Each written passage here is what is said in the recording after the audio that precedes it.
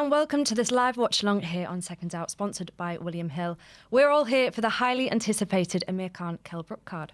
Joining me in the studio tonight is the one and only Barry Jones and Don Charles. Welcome, guys.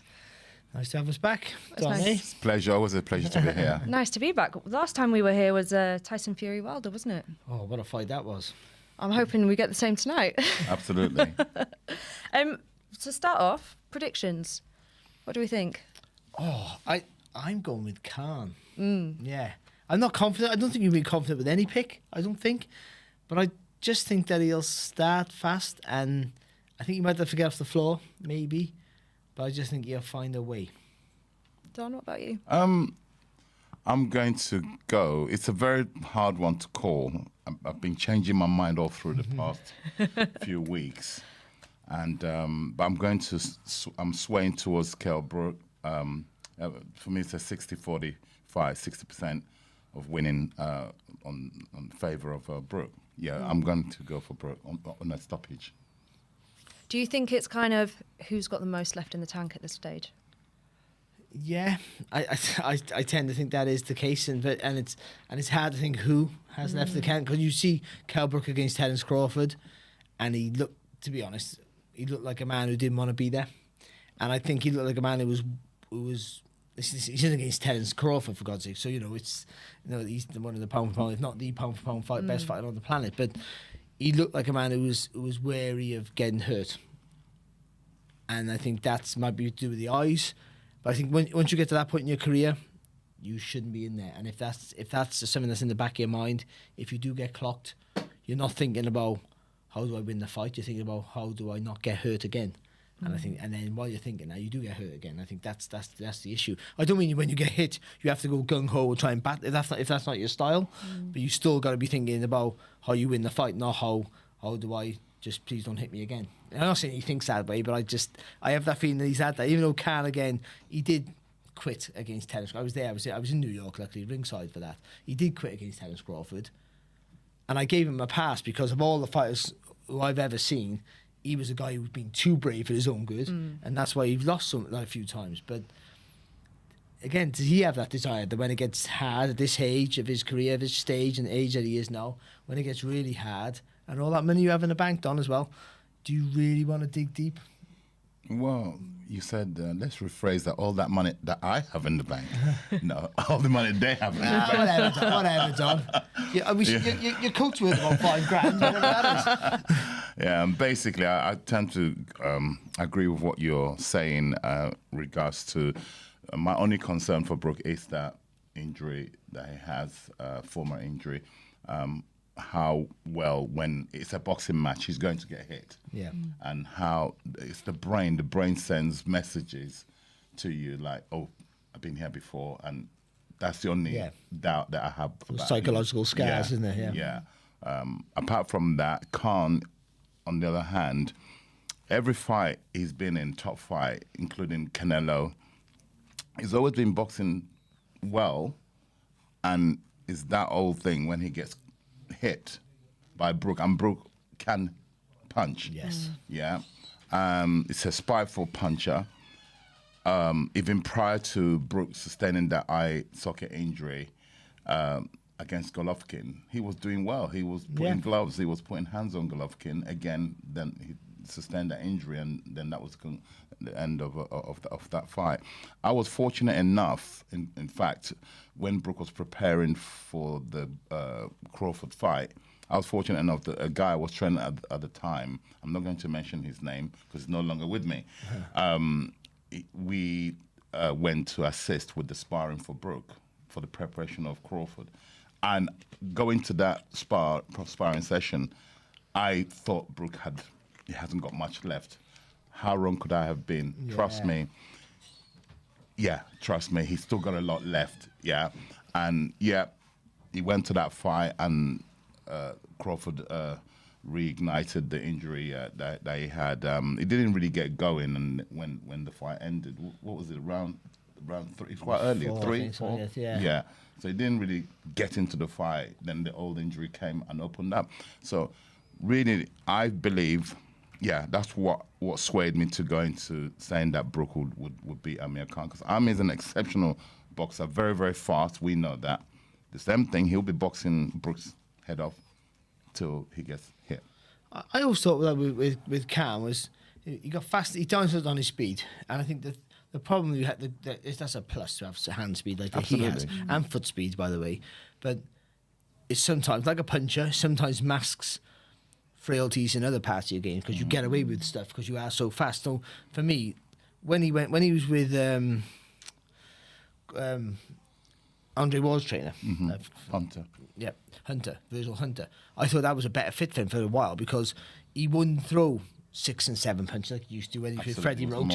He'd throw 2s and 3s. Absolutely. Yeah, because sometimes he throws his combinations and he continues with that combination because he's having success, and that's where someone like a good fighter can tuck up and take it. Yeah, and someone like a Brook. So I think if he can stick the 1-2s and get in and out, I think that might possibly frustrate Brook. But the problem is, I don't think Khan's as chinny as people make out, but I still also think if Brook hits him anywhere above the shoulders, he's in trouble as well.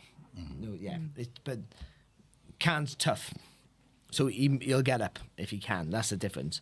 But Brook can hit you hard enough that you don't get up. And, yeah, but I think in terms of getting up, I think I've only seen him ever get up once, and that's against Madonna earlier on in his career.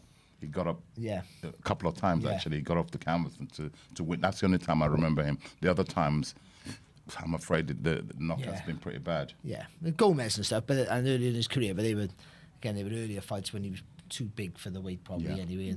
But he's I just think, you look at the resumes as well, and you go, how deep is Khan's compared to Brooks? They box different levels. They really have. I'm not saying they are at a different level, but they have boxed at different levels. Except for Porter, the win. You're talking about the wins. Sure. The only win that really stands out for Brook at this level. That's correct. Is Porter. Yeah. And by the way, no, at the time Porter was good, but he wasn't. He's a better fighter now. He's regarded as a better fighter now after that win, isn't he? Than he was at the time. But so yeah, it's one of those fights that is, and I think it would have been like that whenever it happened. You might have made Brook a slight favourite, when it was due to be made originally, maybe because he seemed the fresher of the two. But and Khan was coming off, I think, 2 defeats. I think, but I'm not quite sure. It's a hard one to pick. It is. But you've got to pick. I hate those people sitting on the fence stuff. Just picking it. There's nothing personal. Pick. I think Khan's going to win. Yeah. What did you think of Sweatgate? Well, the rehydration clause and all that. No, I meant drinking the sweat. I heard that, but how true is that? No, I saw it. I saw it. Oh, they might be kidding. It might be just. No, he squeezed his t-shirt. Oh yeah, it could have been a t-shirt full of water. But he squeezed his t-shirt. Yeah. I don't think this. I don't think this. What was that in aid of, though? That's what I don't understand. It's just a joke, I think. Okay, I think he's just joking around and drinking. Yeah. It wasn't no thing. I think it's been made a bigger issue of. It's I'm from Wales, so I grew up with rugby people, so the things they get up to is horrendous. Like, I've heard a lot of stories about rugby boys. That would be nothing. That would drinking that. I really wouldn't. But yeah, I don't really. No, not your next training session then. I know. I barely drink water. Where are we on the fight list? So far tonight we've had Jermaine Brown, Brad Ray, and Vidal Riley all win, as well as Adam Azim. I'm not sure if we've seen Hassan yet. No, I think he's due up probably next, isn't he? I would have I'm getting Miss Bradley Ray because he's a real talent. They all go about the Azim brothers being like the best prospects in the country, and they might very well be. They're good. But Bradley Ray's fantastic. And that win he had against Jed Smith, and we've seen it in his last outing. It's a proper, really hard fight you need for a kid who's on it's like 11, maybe 12 and 0 now, when he won tonight, or maybe 11 and 0. But a kid at that sort of level, no. I'd be 12 and 0 now. That fight that he had against Jed Smith, and so he's like 9 or 10 fights in, was a 10-rounder. He drops him in the first round, so it's an easy, and mentally get prepared. It's an easy fight for him, and he has 9 rounds then of really hard action, where he's landing with some great shots, but the kid keeps fighting back, and he hurt him a few times. He has to dig in, work from a wall of attrition, and you don't want those fights every day of the week. No good for you. But to have that fight now, if you're as a coach, Don, you've got to be thinking a fight like that tells you everything you want to know about that fight. 100%. Everything you want to know. 100%, yeah. And I think he came through with flying colours. He won by a couple of rounds in the end. Jez Smith, real tough kid. You need to be, like you said earlier, you need to experience that earlier in your career rather than, later.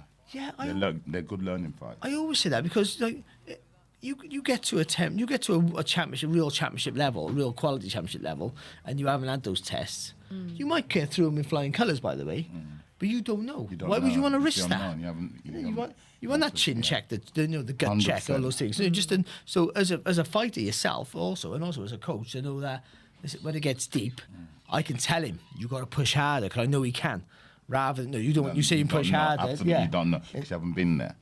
So so you want it, don't you? And I think those. You sometimes when you're in those, I've had a couple of those hard fights early in my career, and you sort of think, what am I having these for? Why am I having these fights? I shouldn't be having these. Yeah. This is ridiculous. Don't have too many of them, but you do need, But then when you come to have your first 12 rounder and round 9, you're knackered. And all those things you did like in your 5th, 6th, 7th, 8th fight, and you go, I know I can dig deep now. I know I can bite down. Absolutely, you've been there before. Yeah, because you all like to think we all got it. Yeah.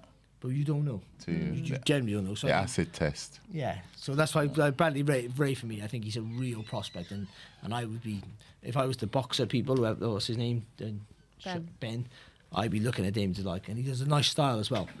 I'd be looking at him thinking, this is a kid maybe I know I start putting high up on the bill, and really paying attention to. How valuable do you think it is for, say, like your fighters to have hard spars before they go into hard fights? Right. Yeah, again, the same comparison to what Barrow just alluded to. You don't want too many of them either. Yeah, because a lot of the damages boxers sustain is during sparring. Yeah. So you need to test your fighter, put them in a hard spar, but not too many. Everything within moderation, because, like I said, most of the damage is done. I don't like to over-spar my fighters for a start. We choose depending on how many rounds we're having for the fight, determines how many rounds we like to do for any preparation. And even if we reach what we're looking for in terms of technical side of it, then I will reduce those rounds, because once you get what you're looking for from the fighter during your spars, it's pointless doing sometimes more, sometimes less is more. Definitely. They're still talking on here. And also, you don't know. And when you know a guy can dig deep, when you know a guy can tough it out, you don't need to put him in fights in hard sparring. As long as he's physically ready, isn't he?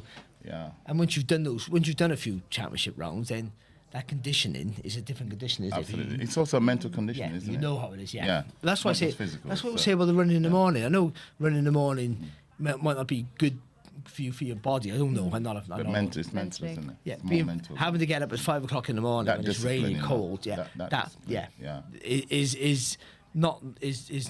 is close to having to go out around 7 when you've got nothing left, when you're knackered. But you have got some left. You just you're mentally tired and things not going your way. You can dig deep.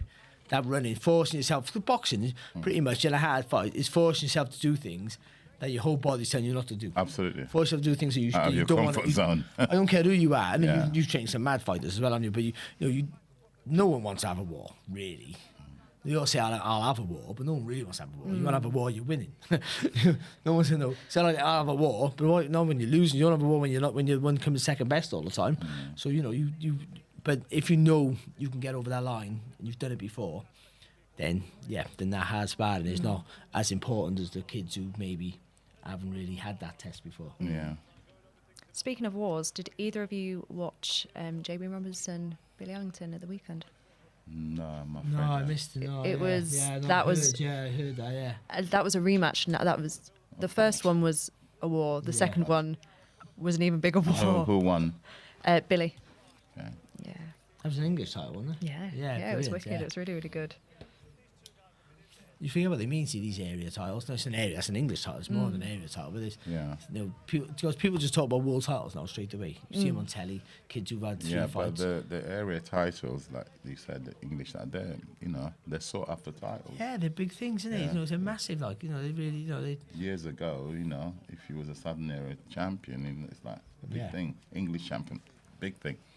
But unfortunately, as time's gone on, like you said, people only recognise from British onwards. Well, it's British all- titles on, Well, they're all bypassed now for Yeah. intercontinentals and international Yeah. titles, aren't they? They're replaced by I them. think that's the cause of it. Yeah. You know. Or organisational European titles, which crack me up. Because everyone thinks they're European champion. Yeah. You're not European You're champion. not You're European champ- European absolutely, champion yeah. of that organisation. So yeah, exactly. It's all been diluted, unfortunately. How do you feel about Natasha Jonas going up in weight? Madness. Like it's madness. It's like if it was a man doing the same thing, we'd all be going, this is just what's the point? I guess, but we women with the lack of maybe Opponents. the depth or opponents, then you have to search. They obviously they said to her, listen, you probably can't make super featherweight anymore, but there's a lightweight, but that's tied up now with Serrano and Taylor boxing the end of April, and then obviously, and then you got super lightweight, which is like welterweight to me and Don, and that's what's her name? Chantal Cameron. Yeah, they're good friends as fighter. well, aren't they? No, but then I think she got things in the pipeline. She's in like an eliminator box off thing to get the unified championship as well. So they're involved in some sort of tournament there. So she's unavailable. Then you got the next weight up. Yeah. It's crazy, isn't it? But like and she has a good chance of winning probably. That's the problem with it.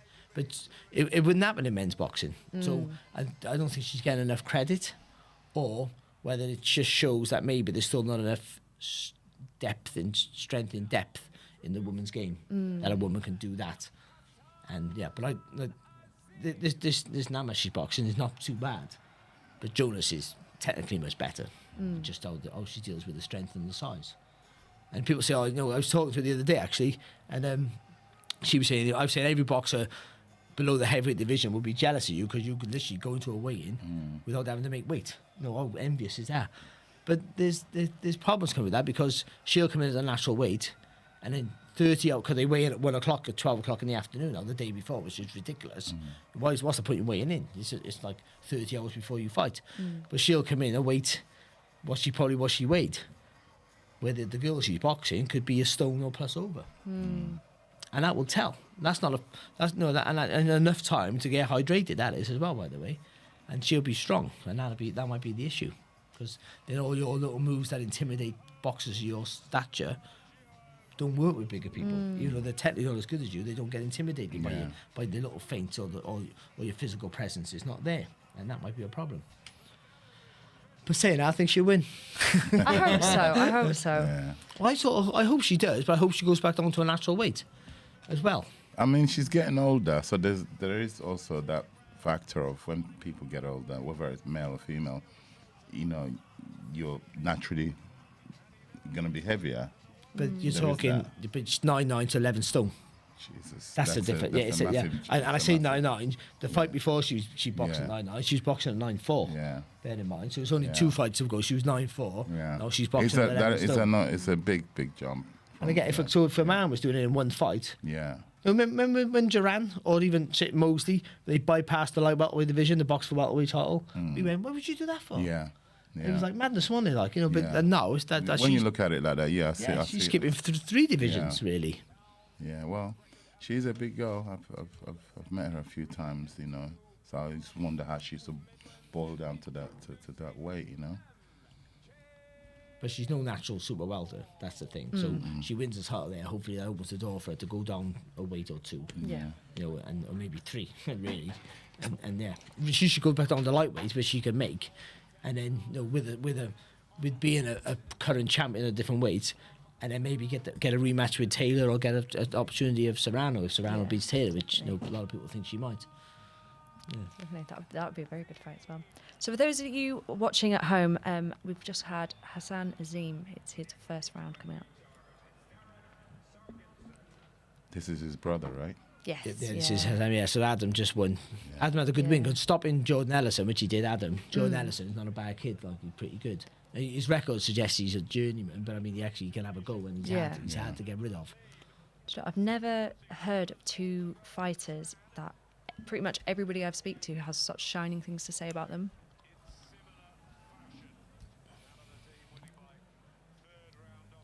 Not even you, Barry.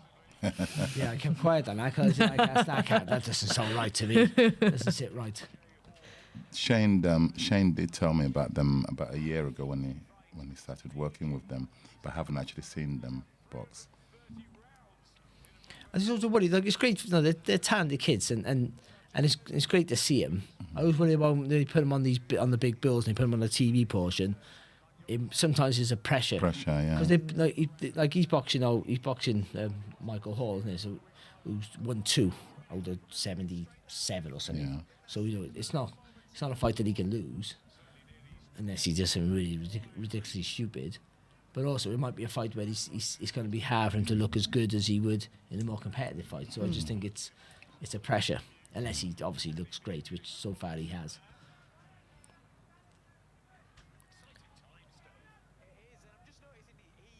I mean, you're tall and range. I was like Shane McGuigan with rangy fighters because he makes them keep their distance. Yeah. Good, Like he has good with the distance Coley, like control. he had him turning from the waist rather than leaning over the shots.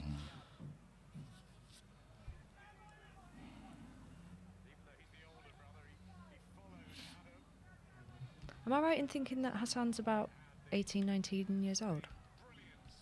It's quite young. I off the top of my head with 21. Top of my head with YouTube right in front of me. Good old box rec. Box rec is great, isn't it? What did we do without box rec? Wiki. There was no such thing with that. I don't know. We never had no computers, did we? Maybe you had to trust people, didn't you, Dom? Remember you trust people? Trust people's opinions. Sure. Can he fight that kid? Nah, he's rubbish. It'll be stopped next round. Ooh, almost landed with that right hand there, didn't he? It's a good confident start into the centre of the ring, and he's kept it long, hasn't he? Using that really long reach and nice straight shots. And when Hall's coming close, he's whipped that uppercut through the middle.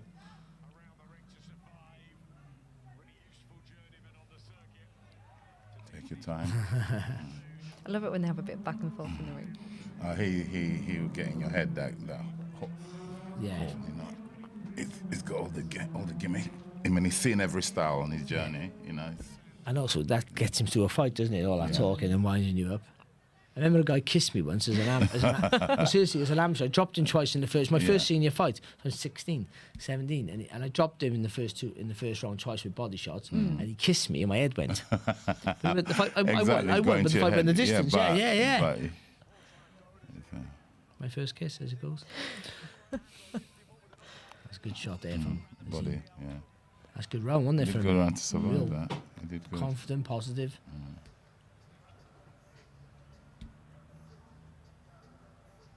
And when you got long arms and you've got to be using. Why would you ever want to get close? I don't understand it. You've got to throw those shots. You want them at the end of the shots where all the power is. That's right. And then you only got to take a half a step out, and you're massively out of reach, aren't you? You're constantly in a safe distance, but able to land with everything you throw.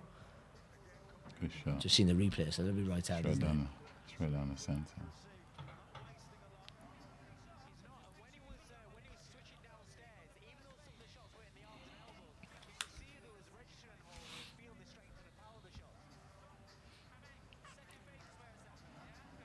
I wish we could hear what the corner was saying.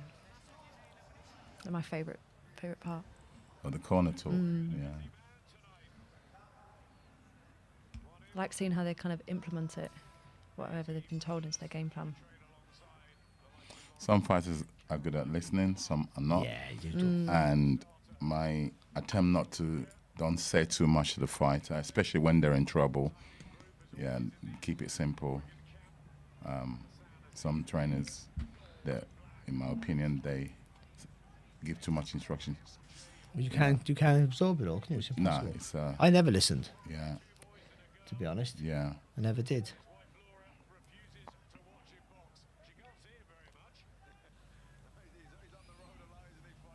Until my last fight when I was getting battered, and I came out the corner and went, "Oh, you're listening now, are you?" Oh, good. This will be concluded in this. Hall's calling him on though. Yeah. He's like that's how he fights. Yeah. Just take a little step to the left there for Azim. Just line him up with that right He hand. needs to pull him onto shots. Yeah.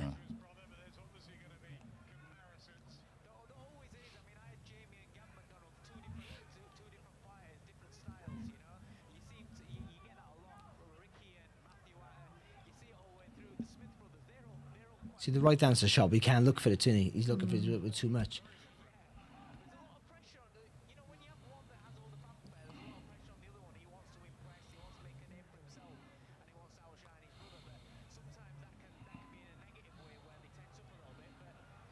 Good body shot there. Lovely left hook.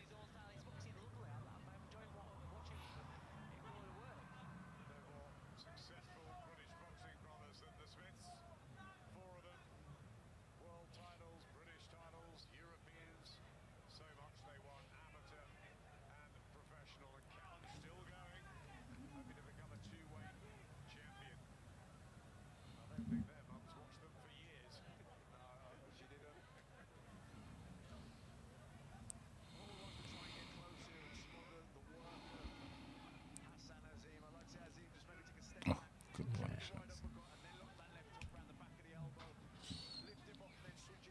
That's better. A bit bouncy step. You throw some feints in. No disrespect to Hall, but you just got a punch bag in front of you, haven't you, really?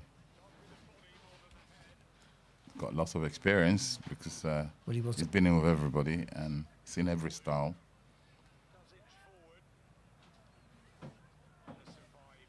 Gosh. Referee will probably stop it at some point if he puts a few combinations together. Yeah, sustained attack, isn't it? Yeah.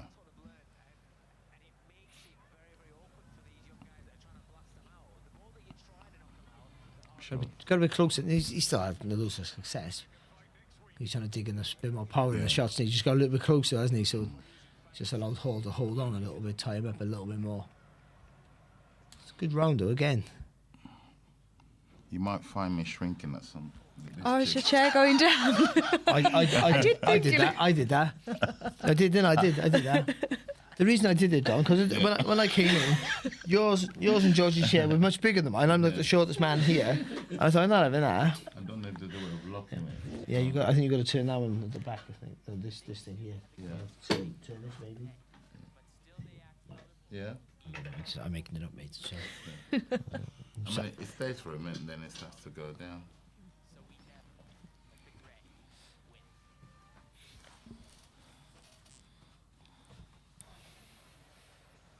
What did you think of the Eubank Jr. Williams fight? Weird. In what way? How easy he went down, Williams. It was quite bizarre. It was the jab, and it wasn't just a jab. He sort of walked in. He stepped into the left hand, so it was more like a left, like a solid straight left rather than just a flicking jab. But it didn't catch Williams square, and he fell over. He was hurt by it.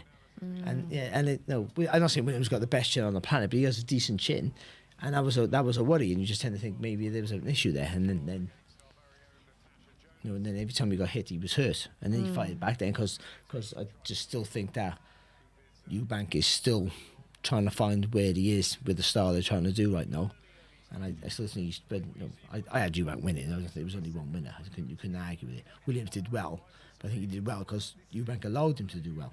I think that's the problem.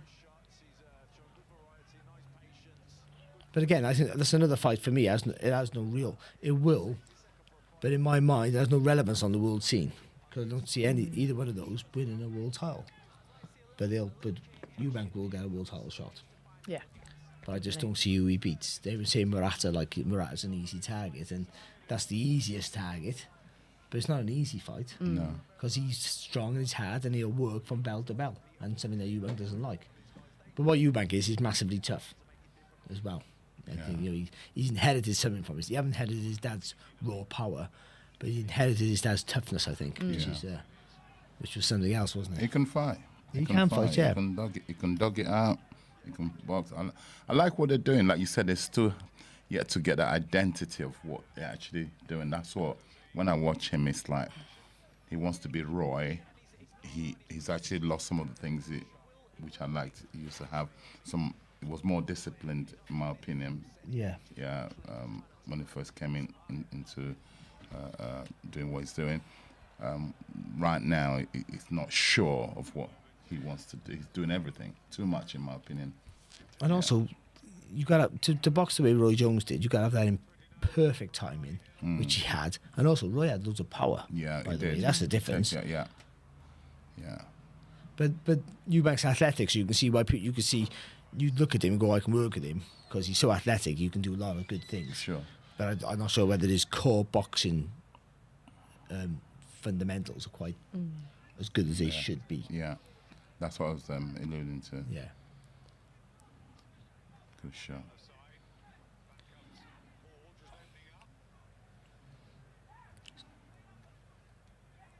Good pressure though, isn't it, from us? He'd be fair to him. I mean, even though he's obviously the a good boxer, but he's trying to like force the pace all the time from the offset. It's only his second fight as well, I think. Oh, nice uppercut. I'm impressed that when a real tall fighter finds the range up close to the uppercut, or they don't lean back, so just turn from the shoulder. Get loads of whip in it, don't you? Coming, no telegraph. I love it. There he goes. Shot, lovely uppercut again there from Azim.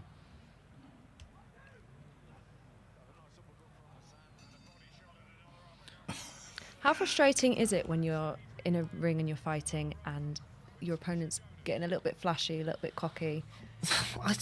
It depends on you as a person. Never bothered me, to be honest. I never did the eye contact thing though. I always looked at their throats. Yeah. I always tried to get a bigger range because I never looked at the eyes because I thought I can't intimidate you. This is my I can't intimidate you, and you're not selling me anything with your eyes, so I'm not even looking at it. And I don't want you seeing what I'm doing. What you're thinking, I think it's horses for courses, whatever you prefer. But I would do that. I always look at their throat. So when they did all this stupid showmanship, joking and laughing, I just never took taken attention. Didn't bother me at all. As a pro, I was an amateur. I already told you the story where I lost my temper, but I'd always keep a cool head. But then it depends on your style and what you need. Some people need a bit of aggression. Some people that can help them, spur them on. But people like Hall here, all these little dubby tricks he's not showing off. He's trying to get take the game away. To lose his shape a little bit. Yeah. So he can survive. So he can box tomorrow or next week, whenever he's boxed. That's the truth, isn't it? Life on the road, these gentlemen, they get stopped, they can't work for 28 days.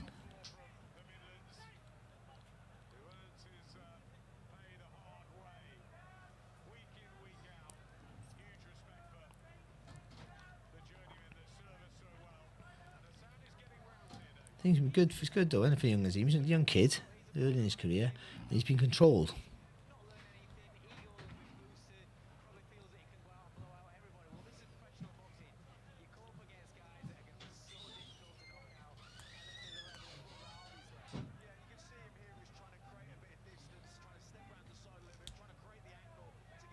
That's a good right hand again.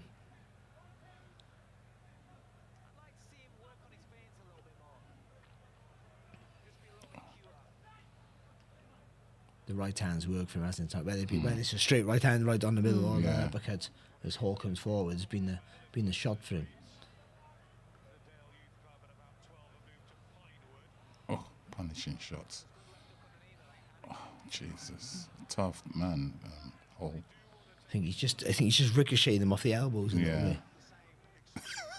I like his attitude. Gotta give it to him. He's earning his money tonight.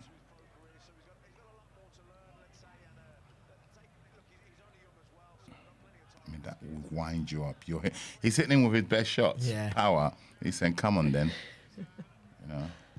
I think what you said earlier, though, Don, maybe for Azim, maybe punching in fewer flurries. Yeah, he's digging the shots in here really well, but just a little flurry just to open him up a little bit, and then to dig in the shots. He starts to read. The Hall starts to read it because he knows he's going to throw singles. Yeah. If you put twos and threes together, and pull that trigger on the fourth one, then he won't. That's when you get them out of there. It's experience. This is what. Yeah, of course. Second pro fight. He's boxed well. You'd be happy, wouldn't you, with what he's done so far?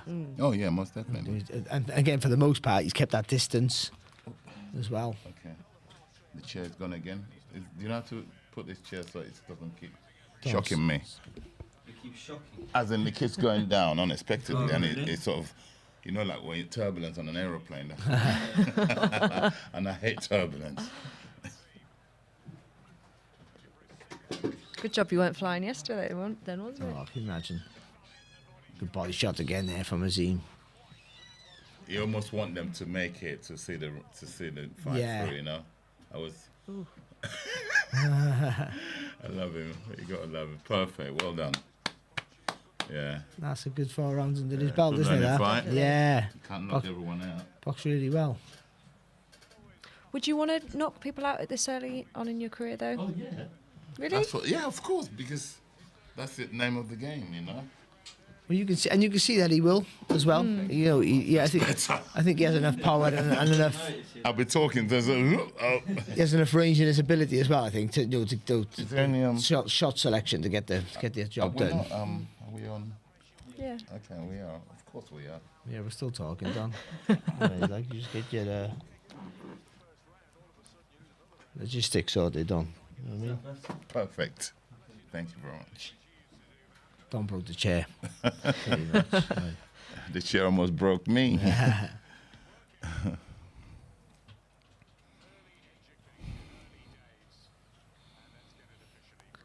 Hall's telling now he's good, isn't he? So you'll go far. You'll go far.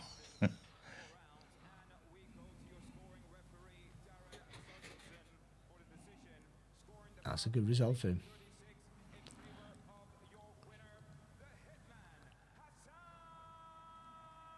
He'll be happy with that. Yeah, of course. Yeah, coach will be happy. They'll all be happy with it. Obviously, there's loads of things you can do better, but I think for this stage, what he did, for the most part, keeping the composure, with me at the jab, you know, keeping the range, getting all the power in the shots. Be a tad busier if you want to be massively critical, but it was a good result, wasn't it? Yeah. Oh no. No Bradley Ray, but you know. So you could put him on whilst we're in an advert.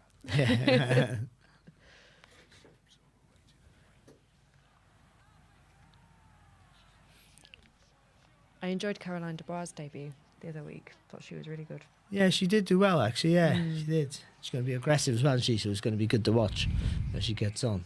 The problem you get with women's boxing is like really, really low weights. There's no rush. There's no rush for her. But the problem is, when she gets to like 7 fights, there's nowhere else for her to go. That, you know what I mean? It's like a world title level, isn't it? That's at right now. That's the only worry. But yeah, she looks really good.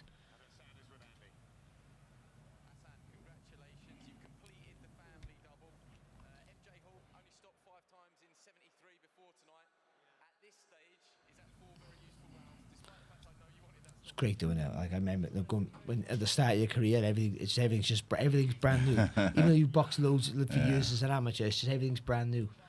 Like most of us don't get the luck or the privilege to be on TV early in your career. Yeah, gosh, you don't. It's fantastic, isn't it? It's unheard of, but Yeah, it must be quite overwhelming, especially this early in your career, being on something like Sky Sports and all the media and you. It gotta be, but I just think everyone's wired different to what they used to be.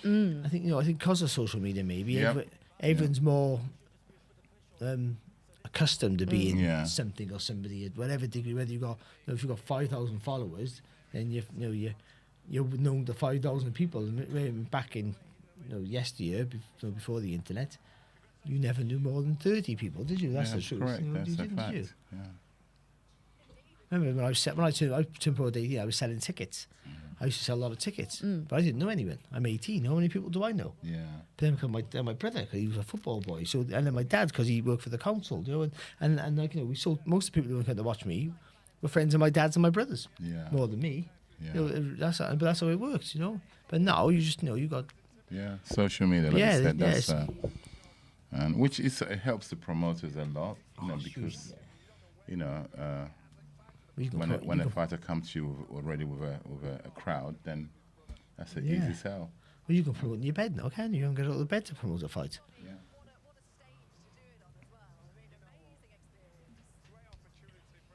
Gosh, it looks packed out already, doesn't it?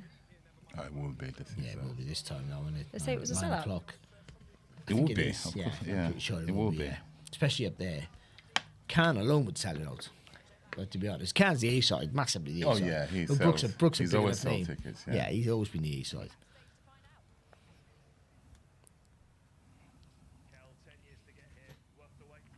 And that's why this fight didn't have to be made until Khan was ready. That's another thing as well. You know, he's taking it now because he doesn't need the money. Theoretically, Brook doesn't need the money, but he does need the money. You know, because the lifestyle he wants to leave, and he can walk away from £3 million if that's what supposedly what he's getting. But can walk away from £5 million. That must be nice. I know. Well, it's not as nice as it sounds. How would I know? No, but you know, I mean, he wouldn't. He doesn't want to, but I mean, he can. Yeah. Because he's earned that much money, you know. But that's why he was. No, he didn't need to make this fight. He obviously, there's a reason for this. It's been happening because he thinks that Brook is nowhere near good enough to beat him. Yeah, where he was. Yeah. But also, you know, like all boxers, Khan probably thinks he's better than he is at this stage of his career. Because you never think you always think you still got more left than you actually have. And boxers being the biggest liars on the planet, you lie to yourself more than anyone else. So you'll convince yourself that you can beat anybody. As you know, when you're going into a fight, you have to. How can you do it otherwise? Absolutely. You can't, can you? How can you do it? Like, you know, when you get an opportunity to box for a world title, or you know, you've had it with Chisora going to Germany and boxing Klitschko. How do you know Vitali, by the way, not Vladimir, the chinny one, the one you can't hurt. You know, how do you take that fight unless you convince yourself that I can beat him? It's not even that. The team, I was a part of that in the sense that if we didn't believe, you have to have that belief. Yeah, of course, we beat this guy. We wouldn't have got on that plane. No, you wouldn't. No, you wouldn't. No, but if you sit back as a third party, you go, you got no chance. Yeah, well, everyone told us that we were going to get knocked out in 2 rounds. Yeah, I didn't quite see it like that. No, but I'm saying everybody. Yeah, of course, majority of people. No, yeah, and and to be honest, if it wasn't your fight and you weren't involved in the camp, you would go, well, I think he might be better, but I can't see him. He's not going to beat him, is he? Everyone seems to know better than the people who actually in it. Yeah, so we knew different. We know what we saw. We know it was an opportunity that, you know, that at the time, it was crazy. It appeared crazy, but we looked at it. We can do this, and not being funny. It wasn't a close fight. We lost. I think we won 4 rounds. Oh, he's just great. He's great. And I was very proud of him. I'm still proud of him. That's one of his better performances under me. You know, But no, what I mean is the whole thing about you'll find ways. It's not quite. I say you lied to yourself. You don't quite like it. There's truth in it, but everything has to be perfect. You know, when you look at a fight, and you go like, I can beat this kid, but it's the perfect scenario. Where life's not like that. You know, there's no. You have to hope that this happens. There's a lot of things are happening where sometimes like say I'll go back to my last fight because I got battered. I could beat this kid. I can outbox him. I could have, by the way, but everything had to be right with him. Not everything had to be right for him to beat me. I got you. Yeah. One thing goes right and he beats me, which was what happened. I do one thing wrong and he beats me, which is also what happened. But you know, for me, everything had to go perfectly right, and I could beat him, and I could have. But it's so really, I'm sort of lying to myself in an odd sort of way, and my team, because we all going in that fight. If you can do this, which I know you can beat this kid. And that's right, and they were right. Because it goes and I drops in the first 20 seconds, and there you go, see? But then he does something else, and I got no answer to that. Yeah. And that's the difference. You know, that's the difference between sometimes a fight was a little bit above your level. You know, and I didn't have the toughness of like a Derek and stuff like that. When I got hurt, I got hurt. Yeah. I mean, I could take a shot, but like he's different gear, isn't he? You know, he's weird. It is, isn't it? Weird, it's genetics. It's just new. You can't. Actually, you don't deserve any credit for that, do you? It's like Carl Froch there. I mean, he's like a throwback. You know, the shots he took, and one of the toughest boxers. Oh, it was crazy, isn't it? I know. Yeah. Yeah, unbelievable. Chin wise. Here we go. Is he on next? I believe so. Lovely. It's been a long time coming, hasn't it? Yeah. I had a horrible feeling about Fraser Clark. I just thought that you get to the Olympics now after 3 cycles, have the weight behind Joshua, and weight behind Joe Joyce. You got to give him credit for sticking with it. Eventually got his rewards. You know, he got bronze, right? The silver. No, he it's got bronze. bronze. It was bronze. Yeah, he got bronze in the end. Who got McCormack got silver, didn't he? But I just thought, I love him. He's going to get to this Olympics. At last, he gets there. Yeah. All the big build up there, and then he just doesn't do it. And then you lose or something like that. You know what happened? You know, it's just those things happen, don't they? You just think, oh, such a cruel sport. Waiting on for so long because you need that Olympic medal to turn pro on the upside, don't you, to get over the line, Sure. and then you hit the ground running. The good thing about heavyweights, though, is you can just, there's no end to your career, really. You're never too old. Yeah. More than any other weight. It's a tough, More than any other weight. it's a hard weight because everyone hits Yeah. hard, But I mean, Yeah. and everyone hits hard, don't they? There's even the ones who can't punch can punch. Like it's ridiculous. Fact. But I mean, there's always a way back. One win can change your career dramatically. 100%. Like you say, he's 30 now, and you think, time's not on his side, and it's not. They can be fast-tracked, But also, he got more. because of Being his a heavyweight, background. he's got more time than what other weights would have. You turn pro 30 as a featherweight. No. It's not the dumb thing, No, is it? yeah. I remember Nicky Piper. He was a light heavyweight. Nicky Piper. He turned pro at like 26. Okay. It was like, he's waited too long. Yeah. Oh, this is too long. This is like back in the 90s. Oh, that's too long. He's not going to do anything. He had a fabulous career. 3 times world title challenger. But but you just think, he's never going to get there. And he sort of almost did. But no, they're not. No, they turn pro before they're 20. They never turn pro before they're 26 now, do they? No. So we're just going to quickly go to the weigh-in for Fraser Clark and Jake.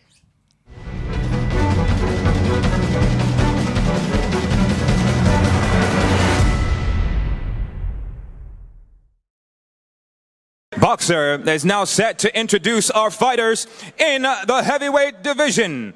Please welcome first to the scales, Jake Darnell.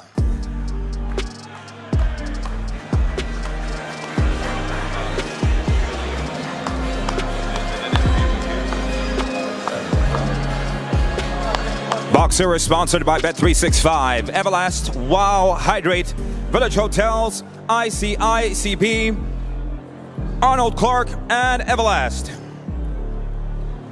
Jake Darnell takes to the stills, making his debut as a professional, and weighed in officially at 17 stone, 10 pounds, and 5 ounces.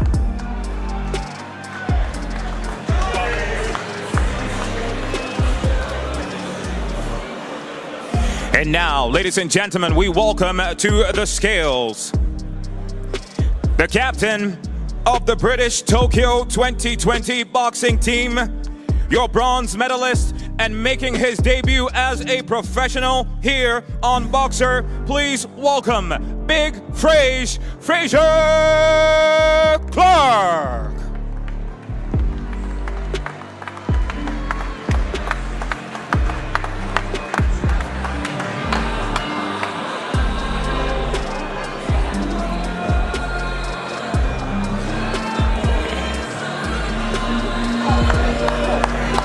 At 6 feet 6 inches tall,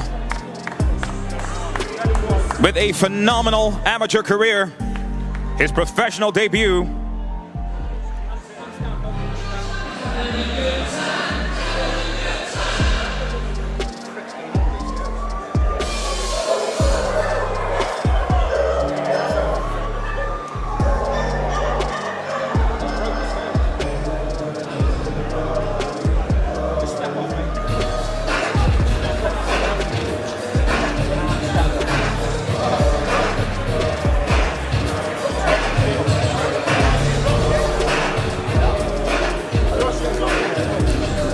Fraser Clark on the scales. 18-4. And weighed in officially at 18 stone and 4 pounds.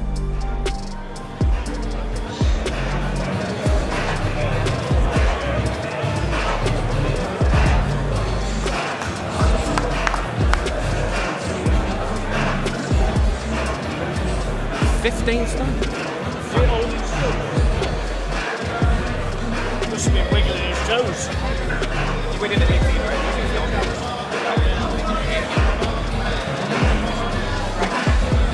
Race. Let's go. Big race. Fraser.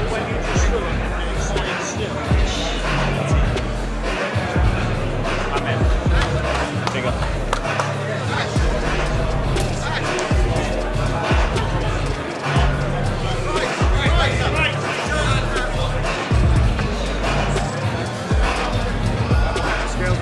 No, the scales are going up and down.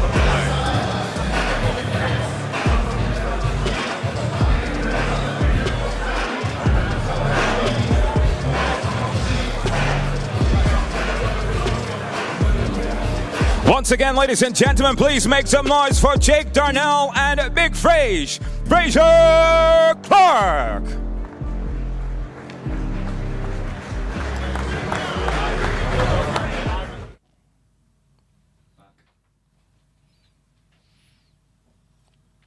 Quite a few fighters down at Loughborough Sport now, isn't there? Yeah. Nice facilities. Yeah. So I've heard.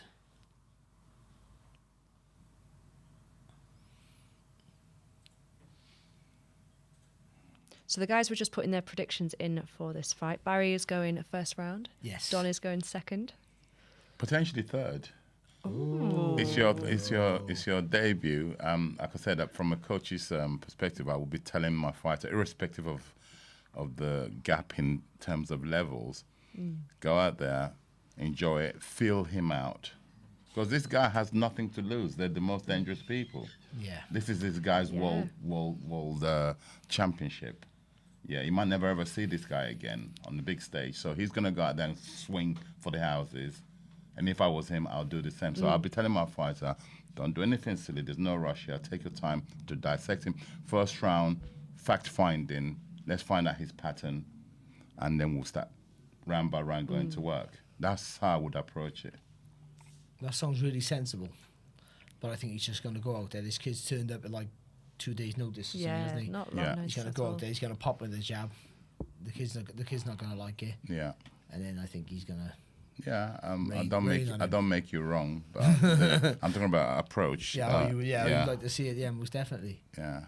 So in terms of his bare knuckle boxing career, how do you train for that? Do you train as you would boxing, I've never done it, so I don't just know. like wrap and glove wise? You got to spar. The other kid. It's a fight. Yeah, but you got to spar with sparring. They'll spar with gloves on. wouldn't they? It's They can't, got gloves on, yeah. It's a fight. Right. Yeah, take gloves off, it's still a fight.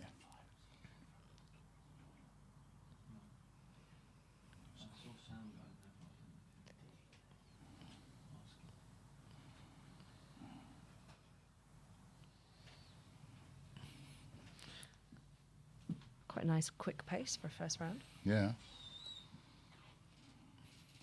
Here he goes, that body, yeah.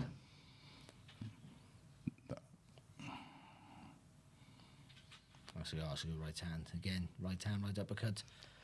I feel like you might be right, Barry.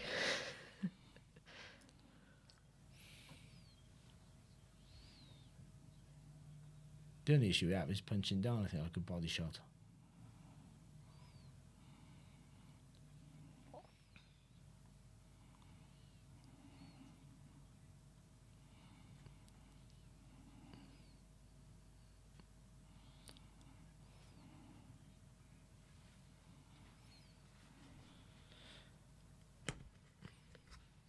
Oh, good shot. Yeah.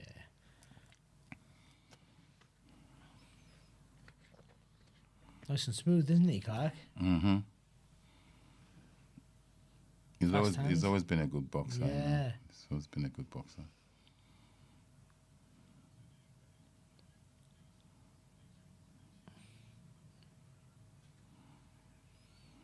Nice. Just acceleration of pace them, in the shots. Really good. Good shot. That's the one. Should have gone down from there. He did well to stand up Yeah, he from did, that. didn't he? Still a minute on the clock. Just needs a bit of space now, Clark. Any plans the kid came with, any ambition, you could see is Yeah. evaporating. Shot. Referee will jump in a second. He's a right hand, but that's the way. Yeah, Yeah, because good it's shot. not answering back. That's the shot.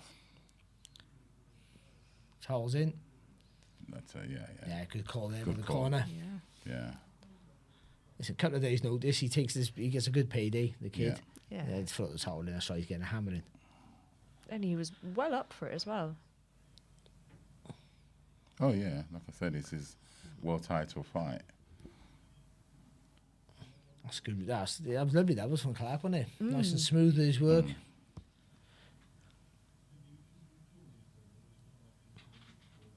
Does it with the fingers a bit when he throws the hooks?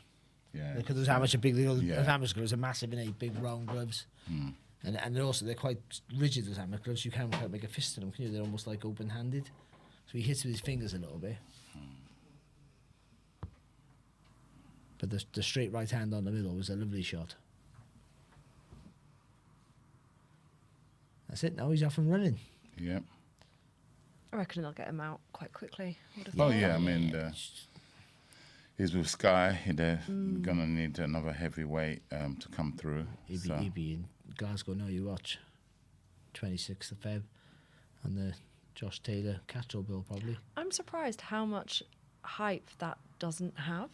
Yeah, it's just not a sexy fight, is it? It's a good fight, and it means more than this fight tonight. It's, ironically, I know everyone's trying to sell the fight, but I mean, in terms of the landscape in the world boxing, I think it means more. But it's not. It's just it's not as marketable. That's how it works.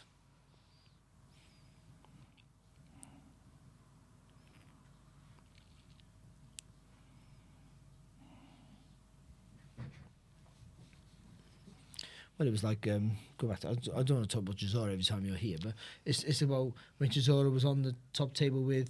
It was Josh Taylor. Against Josh Taylor was boxing Regis Prograis in a fantastic fight. Yeah. Much better than I can't remember who Chisora was boxing. Maybe Was it Parker? David Price. Was it Parker? It It might have been Parker. Parker. It might have been Parker. Yeah. But whatever it wasn't. No. It was David Price. Okay. It was David Price. It was in the 02, like 2019 maybe. 2019, yeah. And I'm sure it was Price. But it had, that fight was it was okay fight. I think because it was a pay-per-view fight, I think it was Parker because that's why he was eluding that. Yeah. I'm selling this show. I'm the show. But he's right. He was selling the show. But nobody knows who you are. But for me, that fight to me it paled in significance to what the Prograis Taylor fight. The best in the world at their weight. But he was right. He was spot on. Yeah. The heavyweight stage itself. So it worked. And the same with the Taylor and Catchell fight. It's a great fight. But Amir Khan, and Kell Brook's a name as well. But Amir Khan's Amir Khan, and that's all. And I supersede stuff. That's why Conor Ben, talking about Conor Ben boxing Amir Khan. That's a bigger fight again. Oh, that won't happen. I don't know. If Khan wins tonight, then that could happen, and Khan will get paid a lot of money for that. And it's a huge fight. Oh, it's a huge because fight. Conor Ben's a massive because his dad alone, The name. and he's naming himself now, by the way. But but that Ben name, really is British boxing He's doing royalty. really well. So we've just got an interview with Natasha Jonas coming up next.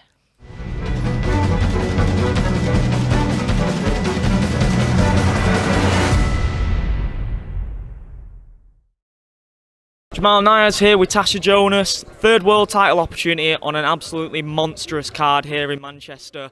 Just talk to me about the magnitude of the fight itself and the fight card as well. Yeah, thanks, no pressure. No, it's a big fight card, it's a big domestic rivalry. There's fans from both sides, you're going to have to pick a side. There's bad blood between them and both want to win. And I come before that. It's a big opportunity for me, obviously the third time. Probably, arguably, if you're looking at bookies odds, me most favourable chance to win a world title, and I've done everything in camp, mentally, physically, put myself through it to be the best that I can be on Saturday, and I've just got to transfer what I've been doing in sparring in the ring. I spoke to Joe yesterday and had a quick chat with yourself, and it seems like in the Gallagher's camp, the path to a world title isn't easy isn't the easiest route for anyone, is it? When you look at Crawler, you know, went the hard way, had some real difficult personal issues that went on that year and went on to win a world title. Yourself, third time opportunity. Fight of the year with Terry Harper, real close decision loss against Katie Taylor. This is the one. Do you feel like your journey has been made that much greater with a win on Saturday? Yeah, I just think, you know, you have to take the positives from you know, the negatives, which is the losses. And after the Open off, I picked myself up, went and worked away on myself mentally over the lockdown, and that produced the Harper performance, which everyone had me written off for. I was more likely to win against Katie in the bookies' odds than I was against Harper, and that annoyed the life out of me. And you know, from that, you know, there was a little bit of inexperience in championship round. There was times when I could have possibly stopped it in round 8 and didn't. And then I got the Katie opportunity, and I knew I had to be Harper and better, and I believe that I was. There wasn't many things in the Katie fight that I did wrong, and you know, again with the championship round, she was just probably the last two she just nicked by being smart, and you know, from that I take that, and now I've got, you know, hopefully Joe will, it was round 8 one fight, round 9 the other fight, and this time Joe will get a 10 good rounds out of me. On a fight week like this, given what's at stake, do you find yourself reflecting a lot on your journey inside and outside the ring, and you know, those moments where you've had to sacrifice that time with your family to put those training hours in, put them training camp in to gain this world title opportunity? Is it a moment of reflection during these times, or is it just a case of switching off when the media day is not happening, switching off when training's not happening, and just focusing on the fight? It's only when you really do interviews that you think about it, because for you personally as an athlete, that's just what you do. Yeah. You are selfish, you are, you know, results driven, you are this, you are that, and you don't really reflect on that until either after the fact or when someone asks you the question. I try and just switch off. I've come off my social media just to concentrate on the fight in hand, and obviously my last two fights have been last two big fights have been behind closed doors, so you know, you've got the added atmosphere, you know, fans and playing up to the fans, and just concentrating on myself mentally. That actually plays really well into my next question, because I was speaking to Joe yesterday, and some fighters I've spoken to have said that they hated that whole pandemic era of fighting in front of no fans. Now you get to fight in probably the hottest atmosphere of the year in this country in terms of an arena show. Does that play into any favourable sights in terms of your performance in this fight? Because what was your experience like fighting behind closed doors? For me, I fought on GB in front of nobody, you know what I mean? And I fought in front of, you know, 10,000 people in the XL. I've been on Amir Khan's Echo undercard before, so you know, that was a packed out Echo arena. So I have fought on big stages, but I've also fought in front of no one. So it wasn't that much dissimilar to being back on GB, back in them tournaments in the middle of nowhere where no one goes. So I found it okay, but you know, to be in front of a crowd, obviously some people will feel pressure, but you know, every time I'm classed as the home fighter, every time my shot lands there's going to be a big roar, and you know, does that sway the judges? We don't know, possibly. In terms of that moment when your opponent did pull out, did your heart sort of drop for a second and think, what's happening with my luck at the moment? Or did you think, did you know straight away that the opponent was going to be changed? Were you never left in doubt that the fight was in jeopardy? No, I half knew there was a problem, but it wasn't confirmed until after they'd already got the replacement. So, yeah, I think there was, for a good 4 hours there was no opponent, which I'm glad that I didn't know, because it is just my luck. It wouldn't be me if it was easy. So, yeah, I got an opponent. I'm not complaining. In terms of, obviously, a lot of the eyes are on the main event. Is your aim for this one to steal the show, to put on a performance that will rile the main eventers up and want to put on an even better show than yourself? I love a fight of the year. Final message to the fans on what they can expect from your performance on Saturday night. Just tune in. The best Tasha is going to turn up and perform on the night, like I have been doing, you know, previously and before fights and in sparring and in training camps. So just tune in, and the new. Thanks a lot. Cheers. Thanks, Tasha.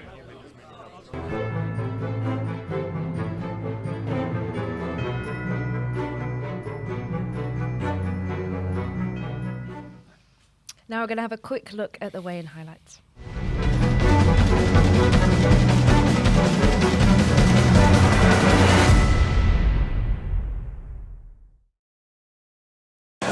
Ladies and gentlemen, Boxer is now ready and proud to present your two challengers for the vacant WBO Super Welterweight Championship of the World. And in attendance, your supervisor for the WBO, Marion Palatin. Now, please welcome your first challenger, Christian Namos.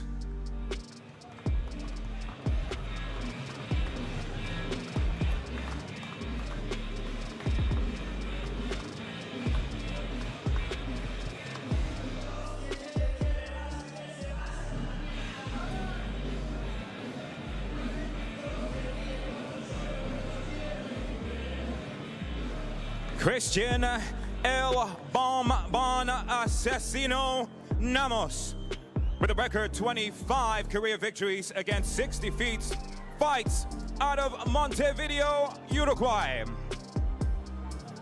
She made her debut as a professional 2007. Christian Namos to the scales. What was that? 10. And the first challenger, Christian Namos, weighed in at 10 stone, 7 pounds and 5 ounces. And now, please welcome to the scales the second challenger for the title, the former WBC and IBO Super Featherweight title challenger, Natasha Jonas.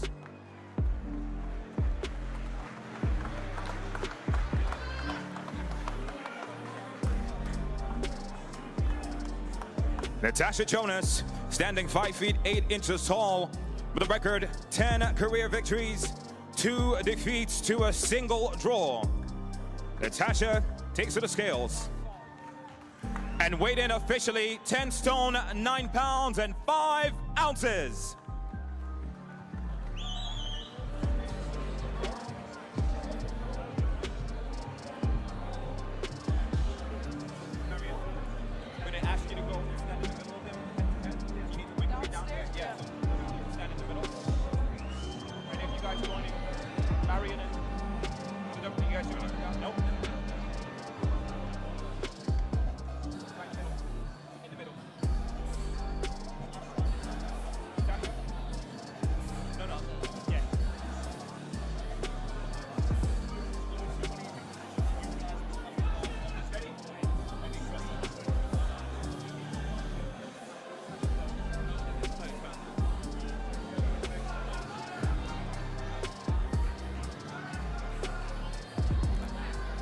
Once again, ladies and gentlemen, for the vacant WBO Super Welterweight Championship of the World, Christian Namos versus Natasha Jonas.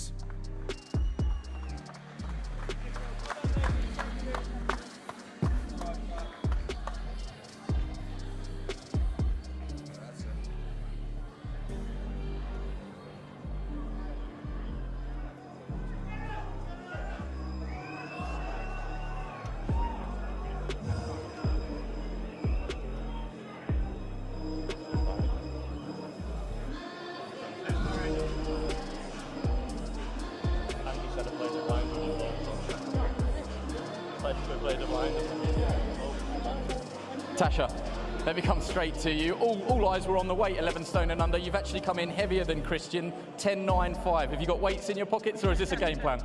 No, that was the game plan. I said I'm going to come in a little bit lighter. I didn't need to take my clothes off, is what it is.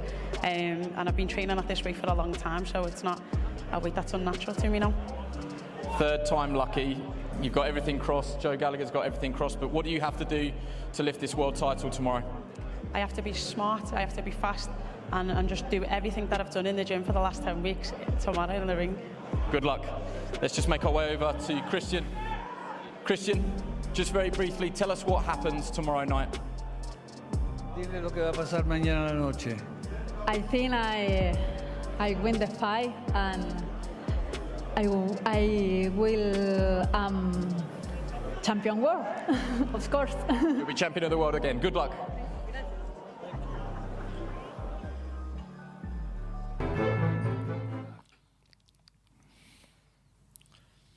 Uruguay Chris Namus is from? Am I right in thinking that? I think you're right. It is. That's just off the top of my head. As I looked down at my little iPad. Yeah, Uruguay. Yeah, I know her well. Yeah, she's got a record of 25-6. I was watching her the other day, and she's like quite tenacious. So which actually, unless she's too physically strong for Jonas, that will suit Jonas down to the ground because she can bang a little bit, Natasha Jonas, and she's a good boxer as well. So I think it'll bode well if that's the case. It's just the size is if. We'll find out after the first round if the size is going to be a factor, I think. And that'll be early days. But, it's just, you've got to, I quite like, though it's a crazy jump up in weights, I quite like, speaking to her last week, I quite like a philosophy about it's a world title shot. What am I going to do? Turn it down? Oh, 100%. And that's what you want to hear from your fighter, isn't Absolutely, it? People, you need to be saved from yourself sometimes by other people, but they've obviously looked at this. Joe Gallagher knows the game inside and out, so they've probably looked at this and gone, this is a winnable fight. Sure. Actually, it wasn't this fight. She was boxing somebody else originally, and until maybe a week or so ago, I think, and the opponent changed. So, but either way, they still see it wherever they're boxing. Is it a vacant title? Yes. Yeah.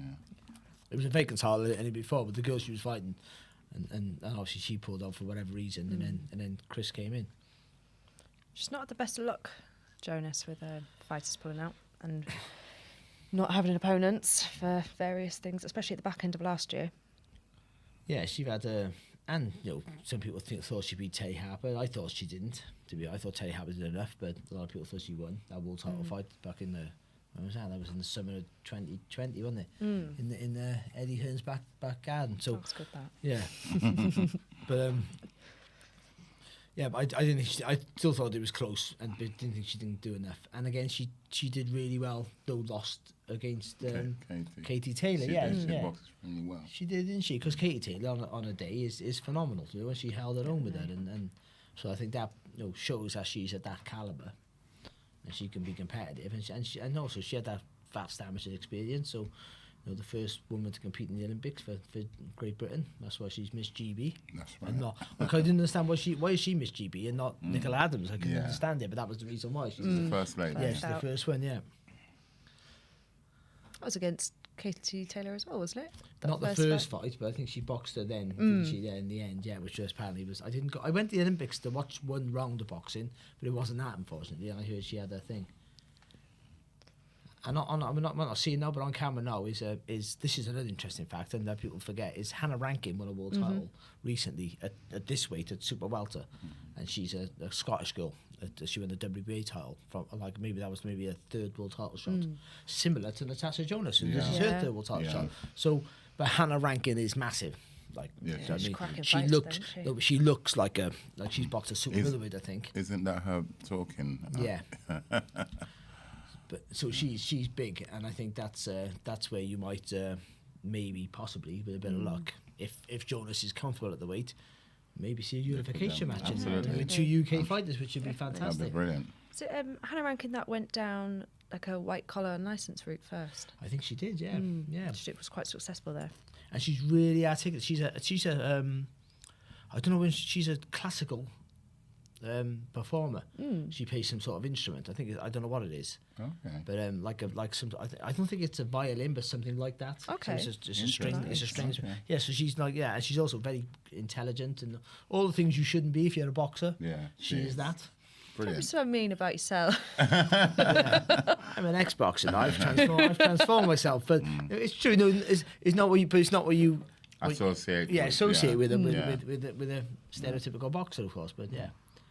When Natasha Jonas has come from the streets of Liverpool, and she another articulate girl, an intelligent girl herself, woman I should say, sorry, but she's come from a different sort of background and upbringing, and yeah. How do you see Taylor Serrano going? Just whilst we're on the subject. It's a hard one, isn't it? I think there might be one last great fight in Taylor, but this might be one last great fight. I thought she lost the two Pursuit fights, actually. Yes. I thought she lost them both. I thought she lost the first one. That's not... See, when you say that, there's nothing against her. No, I just thought, she's a great fighter. And I mean, she would have lost them. She's still a great fighter. But I thought she didn't do enough, and I think Serrano might be on the ascendant, where I think Taylor is now starting to, she's dipped now, I think. Is she 35, 36? Yeah, but she had a long amateur career. Yeah. I know, and obviously, and you've seen the effects of that in the last Olympics, her last Olympics, where she failed, where she was a shoo-in to win a medal, and she came home empty-handed. So, and I think as a pro, she's made up for it as a pro.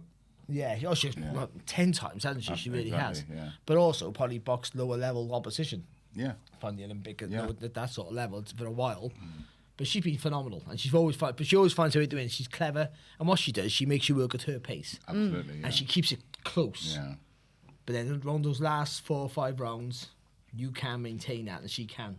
And that's the difference. And also, she gambles that you're going to go first. You're going to make the first mistake. She keeps it tight, and she doesn't panic. And but you're in your corner going, "Oh, this is close. I've got to make that extra step." And you make that extra step, you make that extra bit of effort, and make a mistake, and she'll make you pay for it. Then I think that's her strength. This girl appears very confident, even in the weighing. Her body language, she was very smiling. She's still smiling. She's very happy to be there, isn't she? She's very fashionable. But imagine this though, for any boxer, but women's boxing is only starting to get the recognition. I don't know what it's like in Uruguay. It probably has no recognition, but look at this for anyone. But this arena now. This is going to be full now, isn't it? More or less, people are there ready for the main event. So you're getting the full benefit of a whatever it is, 20,000 packed out crowd. Who are all going to be cheering for the other person in the other corner, unfortunately, but you're still getting that atmosphere. You might have a few.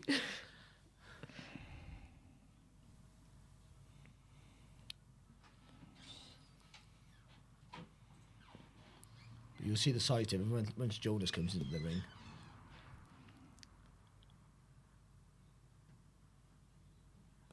It was really embarrassing. I interviewed her at the back end of last year, and I was fangirling. I was stood there like, "Hi, I love you." Well, she's not quite a trailblazer, because obviously, Taylor's done that, and Nicole Adams has won the Olympic medals. Of course, that's the problem you had there. But she's been at the forefront of it, of course. Yeah, and definitely. And for her to get over the line now, and for anyone, you've got to admire. It's a shorter career with women's boxing because they don't have as many fighters as the men do, of course. But to have 2 world title shots and failed takes a toll on you psychologically. Yeah, it must do. Definitely. So to go out there, if she can win it the 3rd time round now, then that's a statement. I always admire Joe's Groves. Like it took him 5 shots to win a world title. At some point, you've got to go. I've had enough. Like, I'm not going to get there. You resign. When do you resign yourself to your lifetime ambition and quit on it? And this girl hasn't only not quit on it, she's risked to go up. Well, really, 4 weights really to still get that dream of winning a world title. That desire you can input into somebody. You either got or you haven't. She looks incredibly focused right now, doesn't she? She has to be. Yeah, she's in with a girl who's 2 stone heavier. Yeah.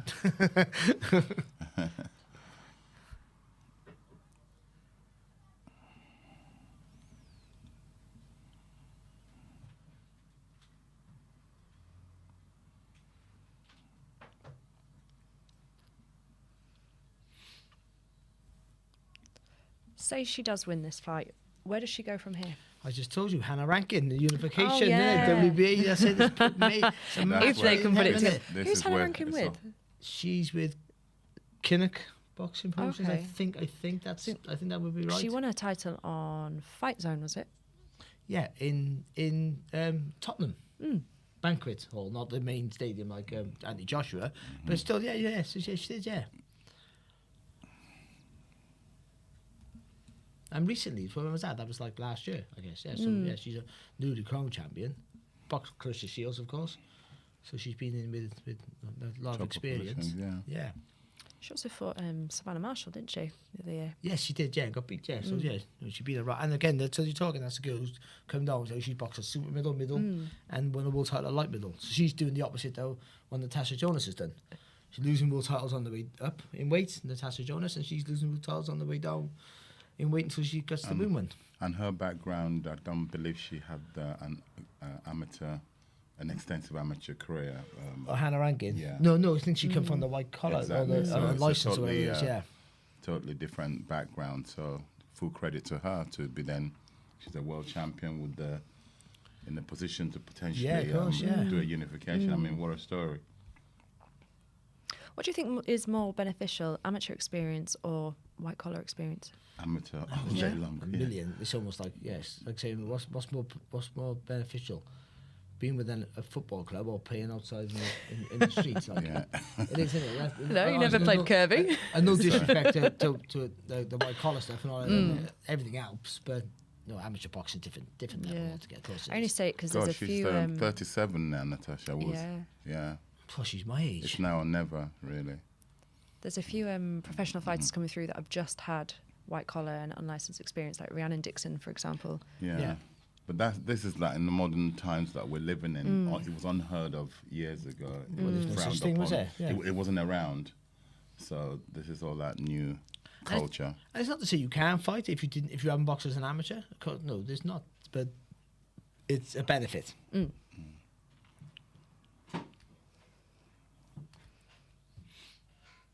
at the size difference there. You can see it. It's evident. Huge, isn't it? It's evident. I mean, she'll have to use all her experiences from the Olympics and amateur background to, I don't know, obviously the opponent, her background, her roots to this point.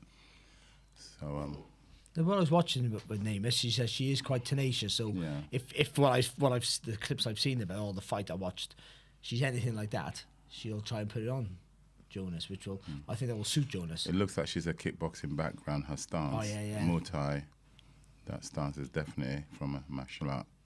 She's a convert from martial art to boxing, which is a lot of martial artists are doing to earn a bit of money. Boxing pays more. Nah, she'll win this, Natasha, looking on what I'm saying here. But the 2-minute rounds will help her, certainly. But you've got a weight disadvantage because you've got to keep light on your toes, constantly moving. Yeah. And being a southpaw as well, keeping that foot on the outside, so you always spin off on the blind side.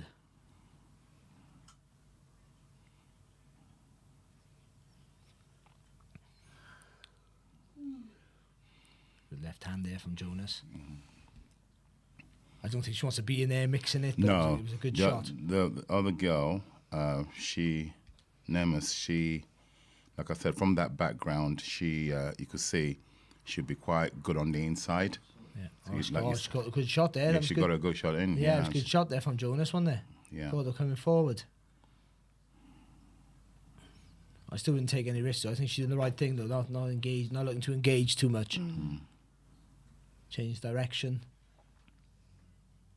Good focus here from Natasha Jonas. There it goes again, that left down the middle from Jonas. Good fantastic. Shot, That's it. This fight shot. will not continue. I doubt it. She doesn't know where she is. Looks like we're going to I'd have be very surprised if the referee... Okay, cool. She's fine. You got to let her go. Next shot, it's over. How long have we got left? A big feint now for Jonas. Big feint and then come in. Take it, bam, down front. The fight is... What a way to win your world title. Did the bell go? Oh, I wouldn't let her out. They will. Of the second round, they will. Problem is, it's a world title fight, isn't it? It's a world title fight. You got to let us sit down, though. That'd be nice. Thanks. Thanks, Glenn. Thanks, coach. Let me sit down. I'd be knocked down. I almost got knocked down again. That was a heavy drop. It was a lovely left hand, right hook. Oh, on the right hook. Well, she did well to get up, to be fair to her. She got up pretty quick. Bam. Look at the right hook now, and there's the right hook that's coming in. Oh, great shot. On the money. Oh, look at her eyes rolling. Yeah. Good camera work. Oof. And then right at the bell there, she got wobbled as well, didn't she? Got caught with a shot. So she wouldn't have recovered from that fully. No, Jonas got to put it on her, haven't he? Yeah. She. There it goes again, that right hook. Because she takes that step outside with the right foot, doesn't she? Pop, pop. Oh, don't Take it easy. Ooh. Yes, Ooh. there you go. Oh. Oliver.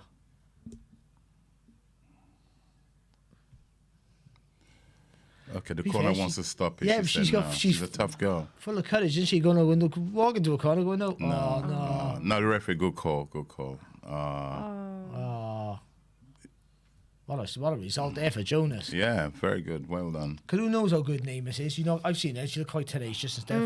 But going up in that many weights and battering somebody is... It might is suit no her mean because the speed she will bring, she's given away the size. Yes, she is, but she's got that amateur pedigree. And like you saw, she was using in and out tactics, good footwork, zippy punches. Maybe going up in weight if she takes that speed with her. But it's not. There's a lot of weights. It's not one or two weights. It's like 3, potentially 4 weights if you call it a super featherweight. So even though she has the advantage of speed and obviously technically she's much better, but it's absorbing shots. Yeah. You know, and it hits you on the side of the head and you wobble. 100%. That's the there is problem that danger. That's the risk they've calculated. It That didn't happen tonight. That was no. And also she gets over the line. She's a world champion. About time, really, isn't it? Yeah, well done, girl. Well done. What's she been keeping? Big what's she been up achievement. to? Trying to get a fight. And also, she's so popular within the sport as well. I haven't spoken to anyone who doesn't want her to win. She's like the John Ryder of female boxing. Yeah. So everyone wants her to well win. said, yeah. Gosh. Because she conducts herself in the right manner, or what we perceive as the right manner. No, she's not overselling herself by saying silly things, acting in a silly way. She knows she's a mother. She knows she has to.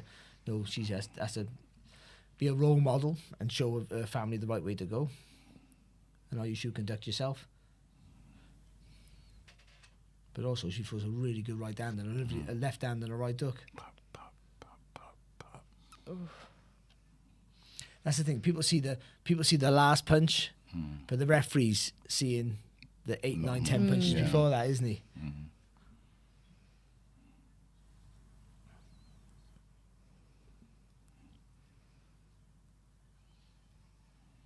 That being said, though, if that was me and they stopped the fight, I'd be fuming. Because she's on her feet. Yeah, she's on her feet. And she's not wobbly. The corner was ready to. Oh, they were the referee also would have taken You've note seen that? that. Of course, of course, yes, yeah. I think that. But with the corner as well, because she is on her feet, and I think you can look at it as in that's a female like that. Because if it's a male, you might be saying different things. You can't look at it that way. You have to go that. For me, is the Jonas stops it anyway. Like she walks on the more punches and gets stopped. But it's almost like you're at the point where maybe I'm up. I think it's a good call. Yeah, I think it's a good call because unnecessary. It'll have to be a miracle for her to come back from those heavy knockdowns and. But how she got it from the first knockdown, I don't know. Exactly. She was done there. How she got it from that. And then see into the next round was brilliant.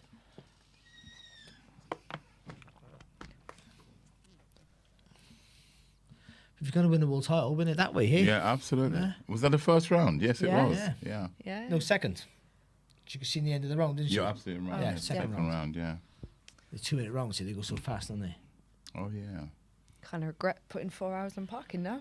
Oh, yeah, I know, yeah. I did 6 hours. Oh, did you? I'm flash, you know what I mean? See, I waited. $6.50 that cost me.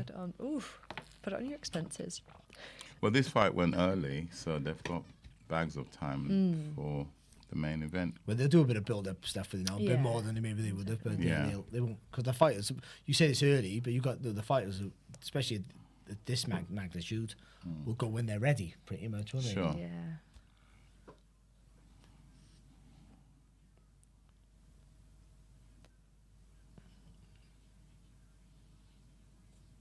Look at that.